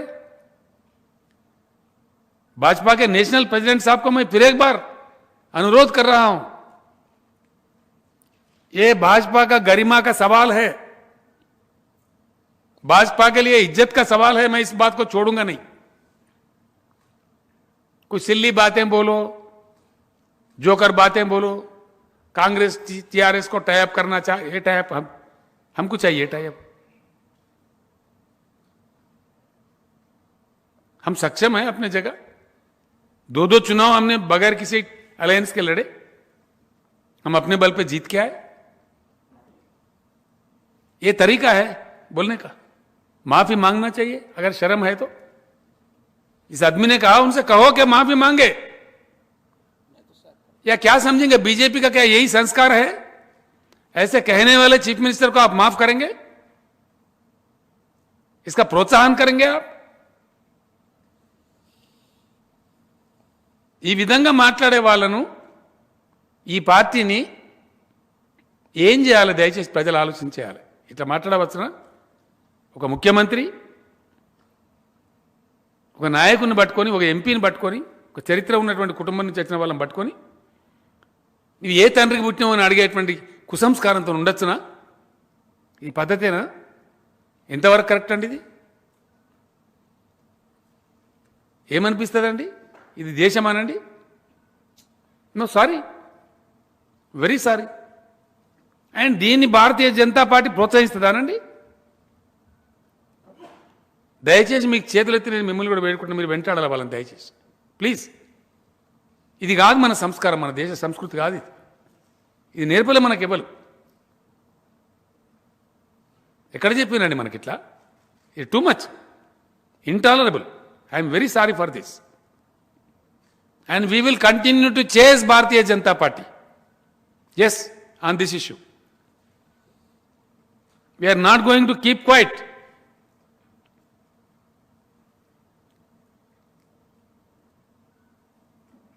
इससे साफ मालूम हो जाएगा देश को कि भारतीय जनता पार्टी का संस्कार क्या है, कैसे लोगों को ये प्रोत्साहन करते हैं, दूसरों को किस प्रकार का गाली गलौज देते हैं.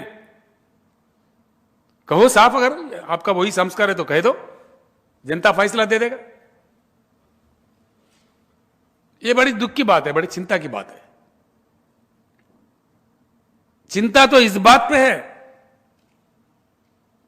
चिंता करना चाहिए देश को, देश में मंथन होना चाहिए, देश के जनता होशियार होके दूध का दूध पानी का पानी करना चाहिए। देश के भलाई अगर चाहता है, इस देश को बरकरार रखना है, हिंदुस्तान को एकत्रित रखना है, हिंदुस्तान को विकास की तरफ ले जाना है, एक नई उमंग से, नई सोच से, एक नया दिशा में चलना चाहिए हमको। इनके चक्कर से बाहर आना चाहिए, ये जरूरी है।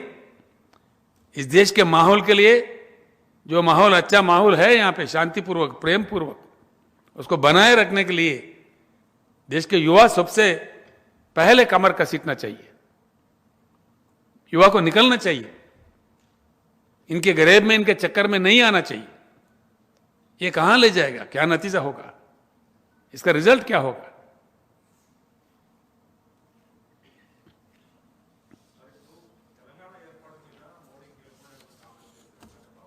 చాలా దుర్మార్గమైన కామెంట్ అండి ఆయన ఏం తలా తోకలేని కామెంట్, ఏం కామెంట్ అండి అది? నిరసన తెలిపింది కదా, వేలాదిగా దిష్టి బొమ్మలు కాలబెట్టింది తెలంగాణలో, సిగ్గుపడాలా? అది కూడా మా ఇష్టం ఉన్నట్టు ఎందుకు మాట్లాడండి ఆయన? మోడీ గారు తెలంగాణ మీద ఏం అక్కరండి మాట్లాడి? 8 ఏళ్ల కింద పాస్ అయిన బిల్లును పట్టుకోనికి ఇప్పుడు ఎందుకండి ఆయనకు పనికి మాలిద్దా? సమస్యలు పరిష్కారం చేసింది లేదు, తెలంగాణకు సాయం చేసింది లేదు, అటు ఆంధ్రాకు సాయం చేసింది లేదు, ఏం లేదు, అంతా పట్టిదే. యాదాద్రి ప్రారంభోత్సవానికి మోడీ గారిని ఆహ్వానిస్తారా? ఆలోచించుదాం. మార్చాలన్న అంశం మీద మీరు ఇప్పుడు మొన్నటి తీసుకున్న స్టాండ్ ఎప్పుడు కూడా కొనసాగుతుందా? 100% కానీ గంతేటో అవన్నీ ఇప్పిసపాడు అంత ఆగమాగం ఉన్నావు నువ్వు. లేదు సార్, దళిత సంఘాలు మళ్ళీ దళిత సంఘాలకి ఏం సంబంధమా? రాజ్యాంగానికి ఏం సంబంధమా? నేను అంబేద్కర్ గారి పేరన్నా తీసుకున్నానే, నువ్వు ఉన్నావు ఆ విలేకరుల సమావేశంలో? ఉన్నా సార్.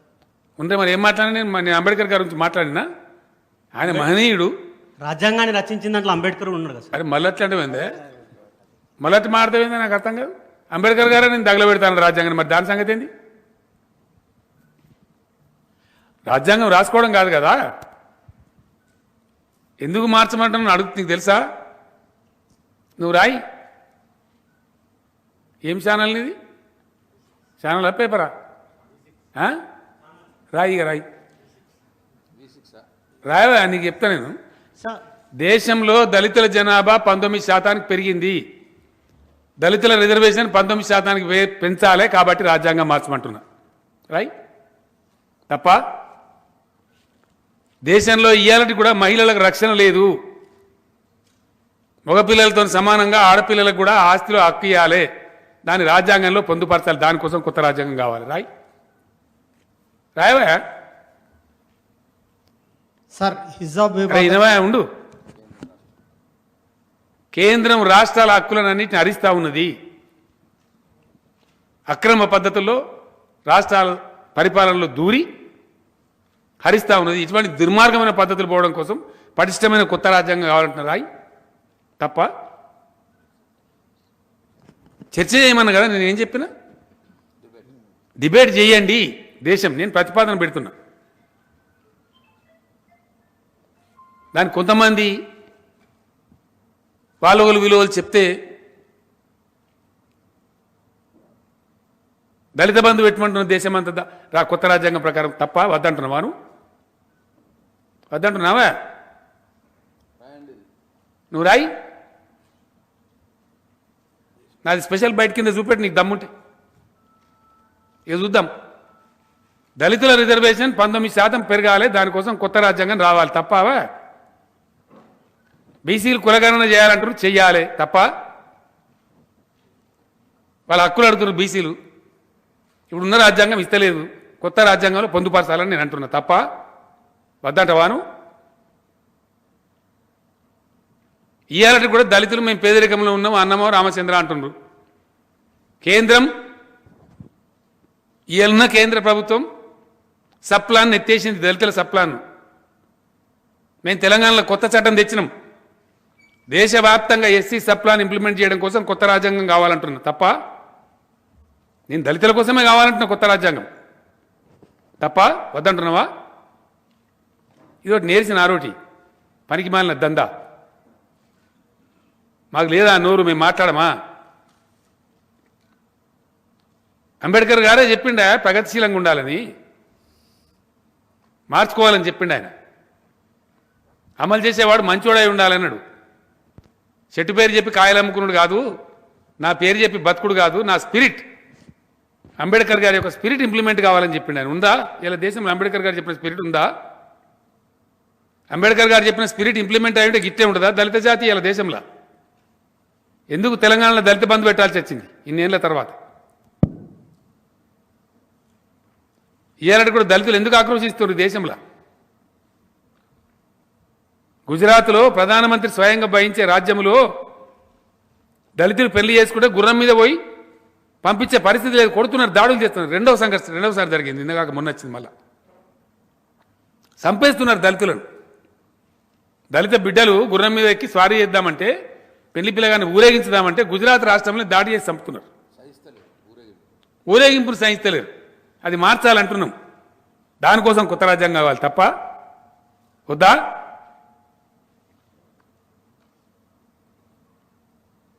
అందరికి రక్షణ ఉండాలి దేశంలో, అందరికి సమాన హక్కులు ఉండాలి, అందరికి సమాన బాధ్యతలు ఉండాలి. 77% సంపద 10% మంది దగ్గర కాదు. 77% సంపద 90% మంది దగ్గర ఉండాలని రాజ్యాంగం కావాలంటే తప్ప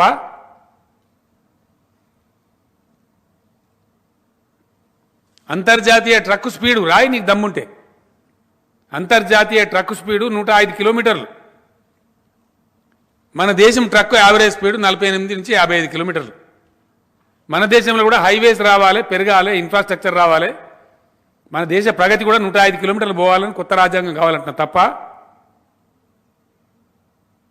మన దేశ goods rail speed average speed 57 కిలోమీటర్లు, బయట 115 కిలోమీటర్లు అంతర్జాతీయ యావరేజ్. మనకు కూడా అట్లాంటి గూడ్స్ ట్రైన్స్ కావాలంటే కొత్త రాజ్యాంగం కావాలంటున్నా తప్ప అమెరికా కన్నా గొప్ప ఆర్థిక శక్తిగా ఎదిగేటువంటి వనరులు, వసతులు, యువత ఈ దేశంలో ఉంది. ఆ శక్తిని సమ్మిళితం చేసి అద్భుతమైన ప్రగతి వైపు ఈ భారతదేశాన్ని నడిపించేటువంటి రాజ్యాంగం కావాలంటున్నా తప్పవా? వద్దా? ఈ దేశం బాగుపడద్దా? మన పక్కనున్న చైనా లాగా మన దేశం కూడా బాగుపడాలి అంటున్నాను నేను. దానికోసం అవసరమైన కొత్త చట్టం, కొత్త స్ఫూర్తి రావాలి. ఎన్ని రోజులు ఉందాం ఈ ముక్కిపోయిన బతుకులో? ఈ సిప్ప పట్టుకొని సంఘం తిరిగిలాగా ఎన్ని రోజులు తిరుగుదాం? దానికోసం రావాలి కొత్త రాజ్యాంగం తప్ప ఎక్కడిదో కాదు కదా. నీ కళ్ళ ముందు జరిగిన చరిత్ర నువ్వు లేవా తెలంగాణలో? నేను చెప్పిన తెలంగాణ వస్తే తెలంగాణ బాగుపడతాను, బాగుపడలే ఇయ్యాలా? ఎన్ని రకాలుగా బాగుపడే తెలంగాణ కనబడతలేదా? తెలంగాణ లాగా భారతదేశం కూడా మారటానికి, పరివర్తన చెందటానికి కొత్త రాజ్యాంగం కావాలంటున్నా తప్ప వద్దా? ఎట్లా మారిందా తెలంగాణ? 10లో 9 జిల్లాలు వెనుకబడ్డ జిల్లాలో రాసి ఉండే ప్లానింగ్ కమిషన్ ఆఫ్ ఇండియా. 10లో 9. ఇవాళ ఎందుకో మరి పర్ క్యాపిటా ఇన్కమ్లో తెలంగాణ ముందంజ ఉన్నది, పర్ క్యాపిటా పవర్ యూజ్లో తెలంగాణ ముందంజలో ఉన్నది. దేశంలో గ్రామాలు, క్లీన్ గ్రామాలకు 7కి ప్రైజ్ అయితే 10కి ప్రైజ్ అయితే అలా 7 తెలంగాణకే వస్తాయి. మేం చెప్పే లెక్కలు కాదు కదా, పార్లమెంట్లో కేంద్రం చెప్పే లెక్కలు. ఇండియా మొత్తంకి ఇట్లా తెలంగాణ లెక్క కావాలంటున్నా. దానికోసం కొత్త కానూన్ రావాలంటున్నా వద్దా? ఎందుకు వద్దండి? నాకు అర్థం కాదు. सीएम साहब, आपके जो विरोधी हैं, जो विपक्षी हैं, वो ये सवाल उठा रहे हैं कि इससे पहले भी तो जो मुख्यमंत्री साहब जो सवाल उठा रहे हैं, जो खामियां गिना रहे हैं मोदी सरकार में, वो तो पहले भी थी। ये कृपा करके आप मास्क निकाल के बात करें। जो आपके विपक्षी हैं या विरोधी हैं या यूं कहें कि बीजेपी के जो लोग हैं, जो आप यहाँ भाई देखा ऐसा है, तेलंगाना, जहां तक तेलंगाना राज्य का सवाल है, यहाँ भाजपा का कोई आता पता है ही नहीं है, उसको हम विपक्ष मानते ही नहीं है। समझ गए बात आप? सर सवाल ये है कि वो ये कोई सवाल ही नहीं है इसके बाद में आपसे और क्या सवाल है? 2-4 लोग हैं बेचारे काम कर रहे, करने दो। नहीं, जो आप सवाल अभी उठा रहे हैं, जो खामियां गिना रहे हैं मोदी, अरे हम देश के लिए उठा रहे भाई, तेलंगाना के लिए थोड़ी उठा रहे। जो देश भर में मोदी सरकार चला रहा है वो गलत रवैया चल रहा है, तो उसके बारे में हम उठा रहे। क्या गलत है? यहाँ भी बीजेपी को पिल्ले पल्ले होंगे तो बोलो उसको सही जवाब दो बोलो, चर्चा करो बोलो, कौन मना कर रहा है? సార్ హిజాబ్ పేరుతోటి ఒక సామాజిక వర్గానికి చెందిన విద్యార్థుల్ని విద్యకు దూరం చేసేటువంటి కుట్రకు తెరలేపారు సార్. దీనిపై ప్రధాని మౌనం వహించడానికి మీరు ఎట్లా అర్థం చేస్తారు? ప్రధానంగా మొత్తం దేశమే మౌనం వహిస్తుంది. చాలా దారుణం, మంచిది కాదు అది. ఈ అంతర్యుద్ధాలు ప్రేరేపిస్తే ఏమవుతుంది? దయచేసి ఆలోచించండి please, for God sake. You leave aside politics. ఎవడో గెలుతాడు, ఎవడో పోతాడు, ఎల్లే గెలుతాడు, మళ్ళీ గెలుతాడు. కర్ణాటకలో ఆ పాఠశాలలో చెలరేగేటువంటి దౌర్భాగ్యం దేశవ్యాప్తంగా వస్తే ఈ దేశం గతేంది? ఎందుకు అది వాంఛనీయమా? అది ఆలోచించమని నేను కోరుతున్నాను దయచేసి. దాన్ని ప్రోత్సహిస్తామా ఈ ధర్మం పేరు మీద, మతం పేరు మీద? ये गलत बात है, बिल्कुल गलत बात है. जब भी चुनाव आता है तो सरहद पे कुछ गड़बड़ पैदा करो, युद्ध करा दो या कुछ करा दो, या धर्म के नाम पे बहकाओ भड़काओ और जनता को भावुक बना दो, वोट कमा लो. क्या ये तरीका है? इस प्रकार का राजनीति बंद होना चाहिए, बिल्कुल बंद होना चाहिए. ये देश के हित में अच्छा नहीं है, बिल्कुल नहीं. आगे चल के पता चलेगा, इसका नतीजा बुरा निकलने वाला है, अच्छा निकलने वाला नहीं है. इस पे मैं एक बात और भी आपको कहना चाहूंगा. कुछ अन्य देशों ने हमारे बारे में एक कमेटी डाला. अगर हिंदुस्तान भी जाग उठा, क्योंकि यहां पे भी बड़ा आबादी है, 140 करोड़ है, अगर ये लोग कभी सुधर गए, कभी अवेकन हो गए, तो पॉसिबल थ्रेट्स क्या है? उन्होंने रिपोर्ट दिया, भाई ये मजहब के नाम पे, जातिवाद के नाम पे लड़ रहे, ये हमारे बराबर में कभी नहीं आ सकते बोलती थी. क्या यही रहना चाहिए? ये देश को बदलना चाहिए, हमारे देश को विकास के ओर जाना चाहिए, या धर्म के ओर पे गली गली में, गांव गांव में, तालुका तालुका में लड़ते सड़ते रहना चाहिए? क्या ये गलत बात है? हम तो साफ कह रहे. సార్ మమతా బెనర్జీ గారు బీజేపీ ఒక్క రాఫేల్ చాలా ఉన్నాయి నా దగ్గర, అవన్నీ వరుసపడి చెప్తాం.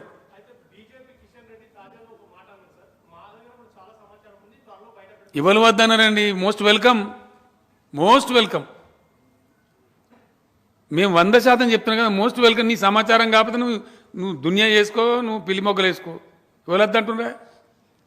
మేము కూడా పవిత్రంగా ఉండాలని కోరుకుంటాం కదా. 100% సార్ బంగారం కాక తేలితే కదా నిజమైన బంగారం మీద, సొక్కం బంగారం మీద తేలేది. రావాలా, 100% రావాలా. సార్ మేము మీలాగా కాదు బాబు, అట్లా కాదు. మేము మీతో భ్రాంతిల భ్రమలో ఉన్నారు. 100% ఎస్ వీఆర్ ప్యూర్. మాకు అట్లా లేవు అక్రమాలు బక్రమాలు, మాకు అని పిచ్చి పిచ్చి కథలు మాకు లేవు. మేము అట్లా బ్రతకలేం. Yes we are upright. Sir Assam పశ్చిమ బెంగాల్లో గవర్నర్ వైఖరికి నిరసనగా మమతా బెనర్జీ బీజేపీయేతర సీఎంల మీటింగ్ పెడతామని కొద్దిసేపటి క్రితమే స్టాలిన్కి కాల్ చేశారు. నేనేమంటున్నా అంటే గవర్నర్ల వ్యవస్థనే మంచిగా పనిచేస్తలేదని చెప్పి సర్కారీ కమిషన్ కానీ మరొకరు కానీ ఘోరంగా చెప్పిండ్రు. అసలు ఈ వ్యవస్థ ఇట్లా ఉండకూడదు, వీళ్ళు చాలా ఇబ్బందులు పెడుతున్నారు, మంచిది కాదని కూడా చెప్పిండ్రు. మరి బీజేపీ గవర్నమెంట్లో గవర్నర్ల వ్యవస్థ ఇంకింత ఎక్కువ దుర్వినియోగం అవుతా ఉంది. చాలా దురదృష్టం. తప్పకుండా దాని మీద ఆలోచన జరగాల్సింది. ఎందుకంటే ఉత్తరాఖండ్లో కూడా గవర్నమెంట్ బర్తరఫ్ చేస్తే హైకోర్టు తీర్పు ఇచ్చింది అక్కడ కరెక్ట్ కాదని చెప్పి, మళ్ళీ రిస్టోర్ చేసింది గవర్నమెంట్. కాబట్టి గవర్నర్ వ్యవస్థ దుర్వినియోగం జరగడం అనేది ఏ రకం కూడా మంచిది కాదు. ఎవరికి వాళ్ళు వాళ్ళ గౌరవంగా బతకాలి. నేను స్టాలిన్ గారి ట్వీట్ నేను కూడా చూసిన. రాజ్యాంగ పదవులలో ఉన్నవాళ్ళు అంత సంయమనం పాటించాలి, ఓపిక అవసరం, ఒకరినొకరు గౌరవించుకోవాలి, అట్లా ఉండాలి. అంటే బీజేపీయేతర ముఖ్యమంత్రుల సమావేశం ఏర్పాటు చేశారు సార్. మమతా బెనర్జీ స్టాలిన్ కూడా కాల్ చేసి ఇన్వైట్ చేశారు. మీకు నాకు ఇప్పటివరకు సమాచారం లేదు, ఉంటే ఆలోచన చేద్దాం. సార్ మీరు నిన్నటి నుండి కాంగ్రెస్ ని సపోర్ట్ చేస్తున్నారు కాబట్టి నేను కాంగ్రెస్ సపోర్ట్ చేస్తలేను, రాహుల్ గాంధీ మీద చేసిన నిందను ఖండిస్తున్నా. Neither I'm supporting Congress Nar I'm supporting anybody. Sorry, మీరు చేసిన కామెంట్లతో నేను ఏమంటున్నా అంటే అది ఏదో ఎవరికి పడితే వాడు ఏదో అనుకుంటాడండి. నేను స్ట్రేట్గా చెప్తున్నా కదా, నిజాయితీగా ఈ దేశంలో ఒక పౌరునిగా ఇది పద్ధతి కాదు అని నేను మాట్లాడుతున్నాను, ధర్మం కాదు. పద్ధతిగా నేనేమంటున్నాడు, నువ్వు విధవాను, అసమర్థునివను, అవివేకమను, చేతగాదను, అట్లా ఉంటుంది. కానీ ఇదేం పద్ధతి అండి? ఇది గట్లా మాట్లాడచ్చునా? అదేం పద్ధతి? ఎవ్వరు చేసినా దుర్మార్గమేనండి.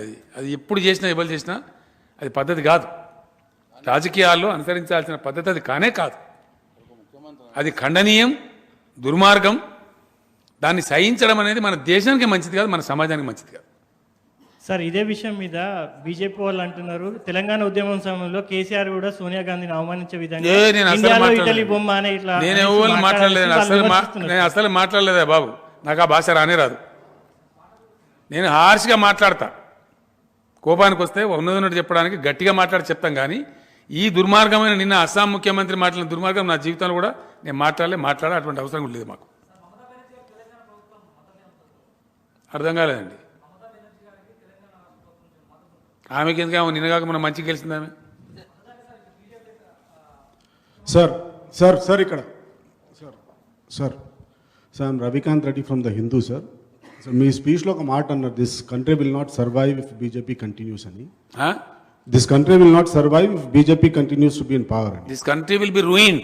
Yeah, that's what. It will not survive as well. No, ruined. Yeah, ruined sir. Okay. So దానికి are you willing to work with Congress, with whom you have been, maintaining quite a distance?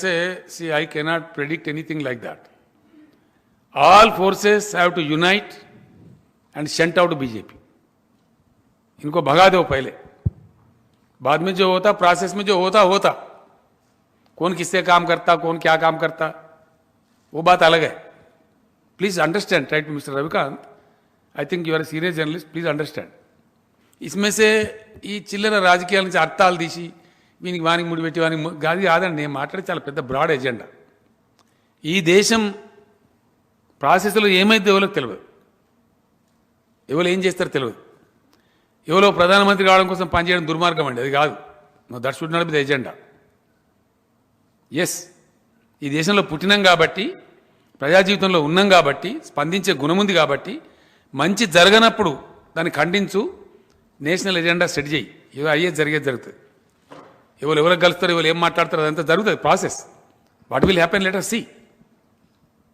We cannot predict anything now. అవి ముడిపెట్టి అవి ముందరికి తెచ్చి మిగతా చేయడం అనేది correct కాదు. అసలు సంగతి ఏంటంటే, నేను మాట్లాడింది బీజేపీ దౌర్భాగ్యంగా పరిపాలన, బీజేపీ పరిపాలన జరుగుతున్న అరాచకం. Let us debate that. అది that should take the centre stage. Thereafter what will happen, who will unite, who will not unite, who will disunite, that's altogether different story. Because different political parties, different people are pursuing in their own method. A time may come. అన్నిటిని మించి brother, నేను ఏమంటున్నాను, దయచేసి మీకు ఒక సూత్రం చెప్తాను. తెలంగాణ కోసం నేను ఉద్యమం ప్రారంభించిన నాడు మేము ఒక పందా వేసుకున్నాం. మేము వ్యక్తులను, గ్రూపులను, పార్టీలను పర్సూ చేయలే, ప్రజలను పర్సూ చేసినాం, ప్రజలను కదిలించాం. ప్రజా కదలికలు వచ్చినాడు పార్టీలు, నాయకులంతా మోకాల మీద దొరుకుతారు దాన్ని ఎంబడబడి. మీరు కళ్ళారా చూసినారు, మీరు, నేనే సాక్ష్యం. రవికాంత్ రెడ్డి గారు, నేను కఠోరమైనటువంటి సమైక్యవాదిని, సమైక్య రాష్ట్రంలోనే సమగ్రాభివృద్ధి అని చెప్పిన చంద్రబాబు నాయుడు జై తెలంగాణ అనలే, సిపిఐ పార్టీ అనలే, ఇంకా ఎన్నో పార్టీలు అనలే. ఎందుకు? జనం కదిలింది కాబట్టి. ఇప్పుడు కూడా దేశంలో కదలాల్సింది ప్రజలు, కదిలించవలసింది ప్రజల్ని, పార్టీలను, నాయకులను కాదు. ఆ ప్రయత్నం ప్రారంభం అవుతుంది, మీరు చూడబోతారు. మాట్లాడేవాడిని మాట్లాడుతున్నారు, మీ ముందరకు వస్తుంది. అది నేను ఊరికే చెప్తలేను, నేను అంత ఈజీగా చెప్పా కదా. Don't be impatient. దేశములో రాయాలి మీరు, గొప్ప మాట చెప్తున్నాను నేను. And it will happen, I'm telling you. ఒక దేశం ప్రబలమైన మార్పు జరగాలంటే కదలవలసింది దేశ ప్రజలు, కదిలించవలసింది కూడా దేశ ప్రజలనే. किसी देश को सही तरीके से परिवर्तित होना है तो परिवर्तित नेताओं को, पार्टियों को नहीं, जनता को परिवर्तित होना चाहिए, जनता को जागरूक होना चाहिए, जनता को प्रबंधन बन के लड़ना चाहिए. ये होना चाहिए इस देश के लिए. सर, जनता को जगाने में कौन काम करेगा? किस प्रकार से काम करेगा? मैं कोई ज्योतिष नहीं हूं, आगे चल के आपको पता चलेगा। मैं भी एक कार्यकर्ता हूं, उस दिशा में मैं काम करता हूं। సార్ మోడీని దించి రాష్ట్రాల కోసం పనిచేసే వారిని అధికారంలోకి తీసుకొచ్చుకుంటామన్నారు కదా, ఏమనలేదా? నేనేమనలే, ఆగా తొందరపడకు. జనగామ సభలు అన్నారు. ఉండే బాబు. కేసీఆర్ కొత్త పార్టీ పెట్టాలి, దేశవ్యాప్తంగా కొత్త పార్టీ తీసుకొస్తే బాగుంటుందని అభిప్రాయం వ్యక్తం చేస్తున్నారు సార్. ఏమన్నా అందరి కోరికైతే పెడదాం, దానికి ఏముంది పెద్ద కథ. సీఎం గారు దేశం పెడదామండి, అట్లా అంత అవసరం ఏర్పడితే తప్పకుండా పెడదాం. ఎందుకు పెట్టకూడదు? కేసీఆర్కి దమ్ము లేదా, అధికారం లేదా? ఎందుకు పెట్టకూడదండి? మస్తు ఆత్మవిశ్వాసం లేని సన్నాసులు ఉంటారు ఎప్పుడు కూడా. నేను టీఆర్ఎస్ పెట్టినప్పుడు చూడలేదా? పిల్లి రాగాలు, కూని రాగాలు, మక్కల పుట్టింది, పబ్బల పోతుంది, పుబ్బల పోతుంది, తెలంగాణ అవుతుందంటవా అని మాట్లాడిన వాళ్ళని చూడలే. వాళ్ళంతే అరే ఆగవా, అంత ఇంపేషెంట్ ఎందుకు నువ్వు? ఇంకా గంట కూర్చున్నావు, ఎందుకు తొందరపడుతున్నావు? ఆగమాగం నువ్వు. టీఆర్ఎస్ పుట్టినాడు ఏమన్నారండి? ఇది ప్రజాస్వామ్యం బాబు. ప్రజలు అనుకున్న నాడు తలకిందులు అవుతాయి. పెద్ద ఇష్యూ. నిన్నోడు మాట్లాడుతున్నాడు కేసీఆర్ నీటి బొట్ట అంతగా, నీటి బొట్టేనే. మరి ఎందుకు భయపడతాను? నీటి బొట్టు లాంటి కేసీఆర్ నిందించే అక్కరేమున్నది నాకు అర్థం కాదు. అగో ఇవ్వాలనుకున్నారండి నాకు. నీలం సంజీవ్ రెడ్డి గారు ఆయన పుట్టగానే అనుకున్నాను నేను ప్రెసిడెంట్ ఆఫ్ ఇండియా అవుతాను. వాళ్ళు అనుకుంటారా? నేను ముట్టంగానే మా అమ్మ నేను అనుకున్నారా నేను తెలంగాణ రాష్ట్రం ఏర్పడుతుంది అని ముఖ్యమంత్రి అవుతాను? ప్రాసెస్లో పనిచేస్తూ ఉంటే ప్రజలు గుర్తిస్తే అవకాశాలు దొరికితే పనిచేస్తారు. ఇప్పుడు కూడా ఏం జరుగుతుంది ఎవరికి తెలుసు? ఇప్పుడు మల్లారెడ్డి గారు పాలు అమ్ముకున్నాడు, ఆయన పైకి వచ్చిన మంచి కష్టపడి మంత్రి అయితే అనుకున్నారా? పేరు పెట్టినరా? డెఫినెట్లీ నువ్వు పనిచేస్తూ ఉంటే ప్రజా జీవితంలో వస్తే, ప్రాసెస్లో పోతూ ఉంటే, కలిసి వస్తే, ప్రజలు గౌరవిస్తే, మన్నిస్తే అవకాశాలు అవుతారు. ఏముందనలా? ఆయనే చెప్పుడుగానే నరేంద్ర మోడీ గారు నేను రైల్వే స్టేషన్లో ఛాయ్ అమ్ముకున్నాను. ఆయన కాలేదా ప్రధానమంత్రి? అదే that is the beauty of democracy. అంతే కదా, అవకాశాలు వస్తాయి. పని చేస్తే సిన్సియర్గా పోతూ ఉంటే, పర్సూ చేస్తూ ఉంటే అవకాశాలు దొరుకుతాయి. దాన్ని చాలా విషయాలు జరిగినాయి మన కళ్ళ ముందే. సినిమా యాక్టర్లు ముఖ్యమంత్రులు అయినరు, ఎంజీఆర్ గారు అయినరు, ఎన్టీఆర్ గారు అయినరు, కాలేదా? సందర్భం కలిసి వస్తే అయినరు. కానీ రాజకీయాలలో అందుకే నేను అనేది గర్వం పనికిరాదు, అహంకారం పనికిరాదు. అహంకారపూరితంగా మాట్లాడడం, వ్యాఖ్యలు చేయడం, ఎదుటోళ్ళని నిందించడం మంచిది కాదు. క్రిటిసైజ్ చేయి, మీరు క్రిటిసైజ్ చేయొచ్చు, పాలసీని క్రిటిసైజ్ చేయొచ్చు. ఇప్పుడు నేను ఎవరైనా తెచ్చానంటే బీజేపీని క్రిటిసైజ్ చేసినాను, షార్ప్ క్రిటిసిజం ఉంటుంది, డెఫినెట్గా ఉంటుంది. ప్రజలకు పోవాలి మెసేజ్ కాబట్టి తప్పకుండా నా లాంగ్వేజ్ నేను కమ్యూనికేట్ చేస్తా. చెప్పు తమ్ముడు ఏమన్నాను? పార్టీ ఉందని మీరు భావిస్తారు? ఇంతగానం చెప్పినాక మళ్ళీ మొదటికి వస్తే అంటే పర్టికులర్ ఒక పార్టీ అంటే మీరు నేను ఏమంటున్నా అంటే ఇంతగానం చెప్పిన తర్వాత రామాయణ మంత్రి రాముడు సీతేమతి అంటే నీ కథ. What will happen I don't know, but things will happen, you will see it. Sir నేను కాళీదాస్ మెట్రో నుంచి మాట్లాడుతున్నా. కాళీదాస్ సార్ రాజ్యాంగాన్ని మార్చాలని ఇంత సంచలనమైన చేసి దేశవ్యాప్తంగా కీలకమైన వ్యక్తిగా మారిన మీరు దేశవ్యాప్తంగా ఉన్న యువత కోసం ఏ ప్రతిపాదనల మీద మీరు రాజ్యాంగాన్ని మార్చాలని క్లారిటీ ఇవ్వడం ద్వారా దేశ యువతను మీరు ఆకట్టుకోవడానికి వీలు ఉంటుంది కదా. నేను ఏమంటున్నా అంటే బ్రదర్, చర్చ కావాలని కోరినము, చర్చ స్టార్ట్ అయింది. ఇవాళ మిత్రుడు అడిగితే నేను చెప్పిన, ఇంకా చాలా ఉన్నాయి. ఆయన అడిగితే నేను 2-3 చెప్పిన. రాజ్యాంగ మార్పు ఎందుకు అవసరం అనే దాని మీద పెద్ద కథ ఉన్నది. అది చిన్న విషయం కాదు. నేను గంత అమాయకుని కాదు కదా, నేను గంత ఈజీ మనిషిన. ఆలోచించకుండానే, తెలియకుండానే, చదవకుండానే రాజ్యాంగం మార్చాలని బట్టి ఇట్లా చెప్తాను నేను. దాని వెనుక ఎంత బ్యాక్గ్రౌండ్ ఉంటుంది, ఎన్నిసార్లు ఉంటుందండి, ఎంత బ్యాక్గ్రౌండ్ ఉంటుంది, అంత ఈజీగా చెప్తామా? ఇన్నేళ్ళ రాజకీయ జీవితం పెట్టుకొని definitely it has a background. కాబట్టి సందర్భాన్ని బట్టి వస్తుంది కదా. మళ్ళీ నేను చెప్తున్నానండి, దేశం అనుకున్న పద్ధతిలో, చైనా మోడల్లో, సింగపూర్ మోడల్లో, ఇంకా పైకి వచ్చినటువంటి అభ్యుదయ పథంలో ముందుకు సాగుతున్న మోడల్లో పోవానంటే దేశంలో పరివర్తన రావాలి. ఈ పాత చింతకాయ పచ్చడి వ్యవహారంతో జరగదు. That is what I firmly believe. Yes, certainly ఈ దేశం కొత్త మార్గం పట్టాల్సిందే, కొత్త ఆలోచన, కొత్త దృక్పథంతో ముందుకు పురోగమించాల్సిందే. కుల మత జాతి భేద భావాలు పక్కన పెట్టి జాతి జనులంతా పిడికిలెత్తి కదలాల్సిందే. అప్పుడే ఈ దేశం ఆశించిన ప్రగతి సాధిస్తుంది. नहीं है भाई, बिल्कुल नहीं भाई, नहीं है। अरे मैं काट दिया ना आपके बात को, खत्म करो वहीं पे। Sir, this side, sir. Ashish, this side, sir, from India Today. This corner, sir. Yes, please. Sir, just wanted to understand, previously in your previous press conference, particularly during 2019 general election, before general election, you met several chief ministers and party president, and the whole idea was a non-Congress, non-BJP front. So right now, TRS or you open for a united front against BJP, or still you are firm of having a non-BJP, non-Congress? I am making things abundantly clear. I have no confusion at all. See, being a political leader, before 2019 elections, I made my effort. I met several political leaders across the nation and shared my views with them. I also gave them a lot of literature. Our senior colleague of my party, Honorable MP Sri Keshwar Rao Garu, was also with me when I was meeting leaders across the nation. And what kind of papers we have handed over to them also, he knows it very well. We have mooted our ideas. We tried our best. But things went in a different way. Ultimately, BJP came back to power. And that situation is now proving to be disastrous to the nation. Day by day, situation is worsening. Country is fully filled with religious emotions, which is not desirable, which is uncalled for, which is unwanted, which is not good for the country. So henceforth, I am appealing to all the people, please rise to the level of requirement and fight. Now I firmly believe, for any major change in this country, the people of the country shall rise. It is always the people who can really bring in the change. See, Telangana never became possible when the whole Telangana people united and started fighting for Telangana.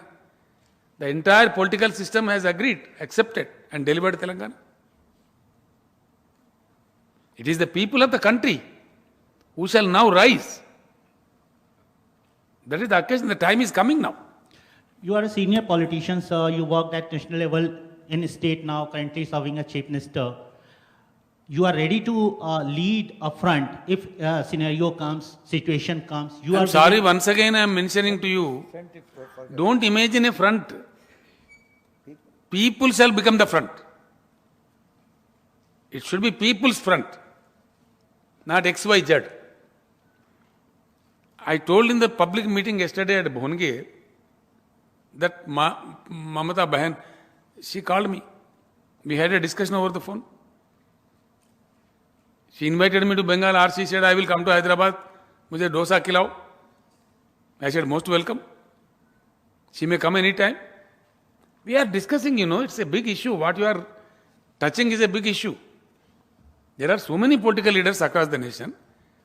Mr. Uddhav Thackeray also, they are waiting for me. I have to go to Mumbai. Once this Ramanuja kind of function is over tomorrow, I think I may go to Mumbai anytime. See, we sharing views with all the people who are in the play, who are in the game, is a must for any political leader, Ultimately, the fructification will come. What kind, what manner, whether it is going to be a national alternative national party or a front, you will see it. And one thing I promise you, I will play a major role in that. Since you mentioned Ramanuja's Shatabdi Samaroh, sir, a last question of mine. During the Prime Minister visit, you was not present in the event as well as the airport. What was the reason behind? See, the reason is very simple. As a matter of fact, in my house, 2 persons were affected by corona. I thought it is not good for me to go and meet the Prime Minister, be in the public with him, along with him, for at least 3-4 hours. In a public function is undesirable. I maintained calm. Some Tam Dick Harry has commented. I never bothered. I told to the press indirectly from the CMO that I was slightly indisposed. It came up. That was the sole reason. Otherwise, I am an educated man. I am a responsible person. Today I went, received the Honorable President of India. I know the protocol. I know how to respect people. There was nothing behind it, no malice. Yes, I told, policy is policy.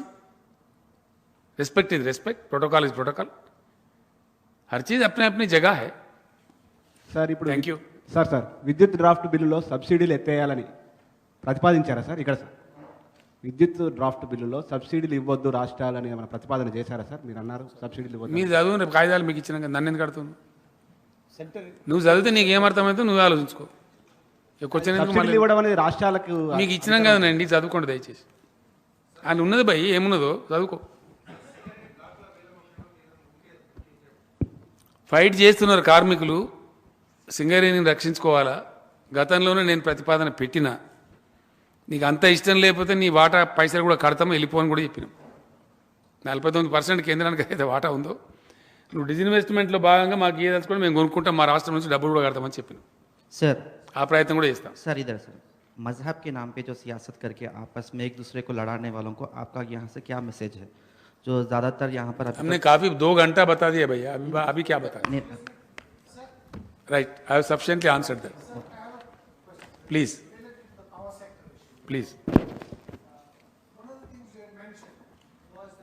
Mic दे दो भाई.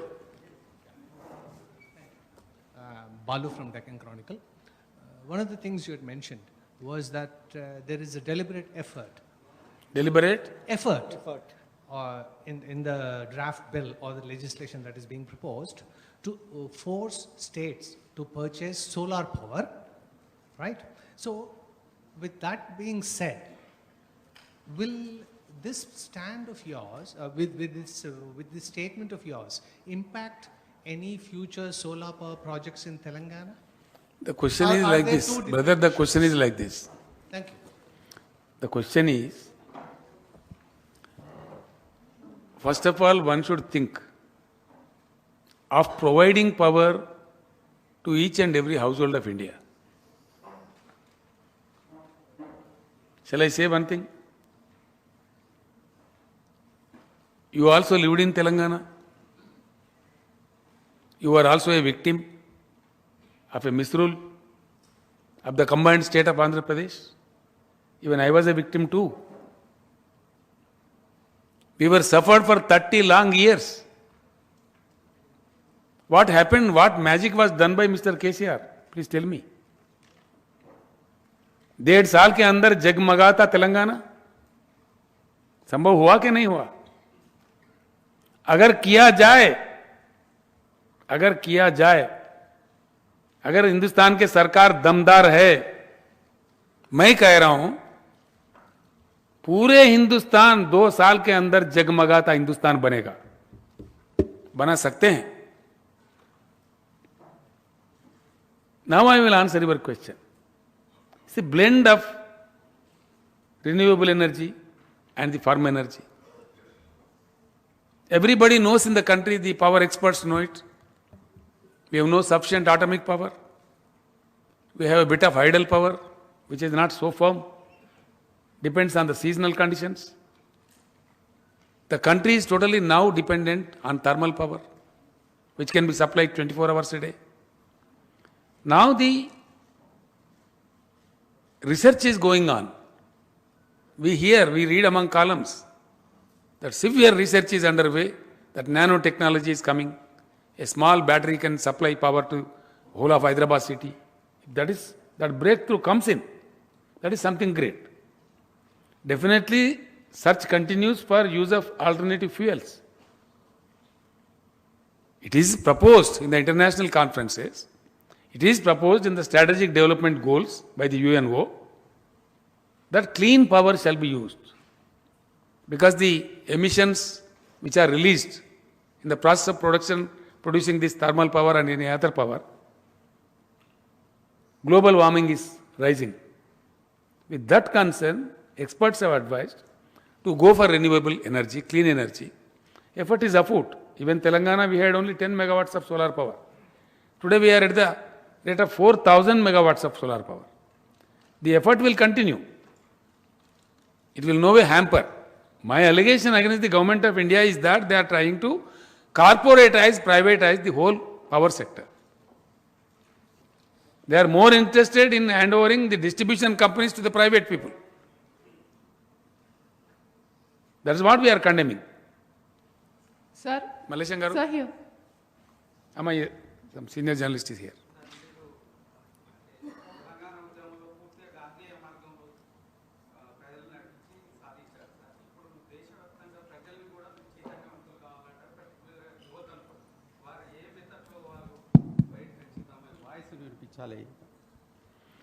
తప్పకుండా దేశంలో రావాల్సిన పరివర్తన ఎట్టి పరిస్థితులలో కూడా అహింసాయుతంగానే ఉండాలా, శాంతియుతంగానే ఉండాలా. ప్రజలను ఎడ్యుకేట్ చేసి ప్రజాశక్తిని కూడదీసి అంబేద్కర్ గారు సూచించిన మార్గంలో బోధించు, సమీకరించు, పోరాడు మంచి పద్ధతిలో వారు చెప్పినారు. మహాత్మా గాంధీ గారు అనేక సంవత్సరాలు పోరాటం చేసి అహింసా మార్గంలోనే మనకు స్వతంత్రం తెచ్చిపెట్టినారు. కొంత తీవ్రవాదం ఉంటుంది అక్కడక్కడ. మనం స్వతంత్ర ఉద్యమాన్ని పరిశీలిస్తే కొంచెం ఓపికతో కనుక మనం అర్థం చేసుకునే ప్రయత్నం చేస్తే, please brother, even during the course of freedom fight, we have seen Mahatma Gandhi fighting for freedom and so many others along with him. Also Mr. Subhash Chandra Bose, who is the hero of the country, who fought for the freedom, he pursued the matter in the militarized way. When journalist friends like you asked Mr. Subhash Chandra Bose, he was so dignified, you know. He was so magnanimous to say that I am also a disciple of Mr. Mahatma Gandhi. I also wish that independence should be attained in the line of Mahatma Gandhi. If that line of ahimsa fails, I am ready with a gun in my hand. That was the magnanimity which was depicted, shown by Mr. Subhash Chandra Bose. Now the same spirit should prevail in the country. जो भी आंदोलन होगा, जो भी परिवर्तन के लिए प्रयास होगा, शांतिपूर्वक रहना चाहिए, हिंसापूर्वक नहीं होना चाहिए, अहिंसा के मार्ग में चलना चाहिए.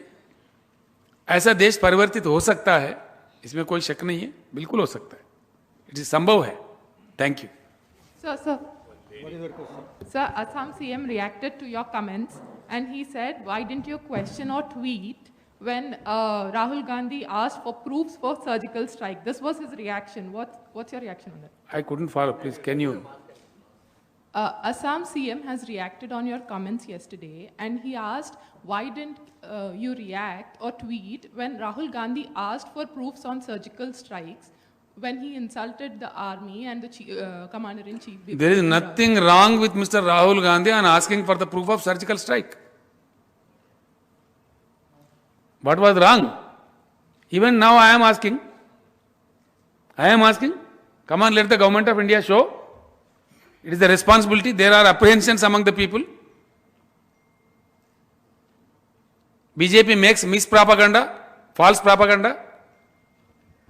That is why people are asking for a proof. And in democracy, you are not a monarch. You are not a king. Rahul Gandhi, in the capacity of being the president of All India Congress Committee and an MP, he has a right to ask. You reply or keep quiet. You are not supposed to abuse in the way the Assam Chief Minister has abused. I am sorry. We are condemning the way the Chief Minister of Assam has abused Mr. Rahul Gandhi. I am condemning that. And I continue to condemn it. What is wrong with Mr. Rahul Gandhi if he is asking for a proof on surgical strike made by the Indian Army? Definitely political stunt. More than half of India believes that. This is a popular apprehension. Because what is happening in this country, whenever there is an election in a state, there is some disturbance on the border and it is projected in a very heavy manner. Thereby some live losses, something. See, the Bharatiya Janata Party is in the habit. Most unfortunately, Mr. Rawat met with an accident and he died. Even his photographs are used with BJP jandas in Uttarakhand. What is this nonsense? How do we understand? It is such a third-class party. National flag undala. Ada BJP party beti. మీరు చూసినారు కదా, టీవీలలో వచ్చింది కదా, నా మాట కాదు కదా. అందుకోసం అడుగుతున్నాడు ఆయన, తప్పేంది? And Bharatiya Janata party wants to use the surgical strike to meet its political ends. Then Mr. Rahul Gandhi and everybody, even myself, will question. Why not? Country will question. Border पे सरहद पे कोई लड़ रहा है तो हमारे जवान लड़ रहा है, मर रहा है तो हमारा आर्मी लड़ रहा है, हमारा आर्मी मर रहा है, उसका क्रेडिट आर्मी को जाना चाहिए, आर्मी को हम सबको सल्यूट करना चाहिए. क्यों भाजपा को क्रेडिट मिलेगा भाई? समझ में नहीं आता. That is the logic. Thank you.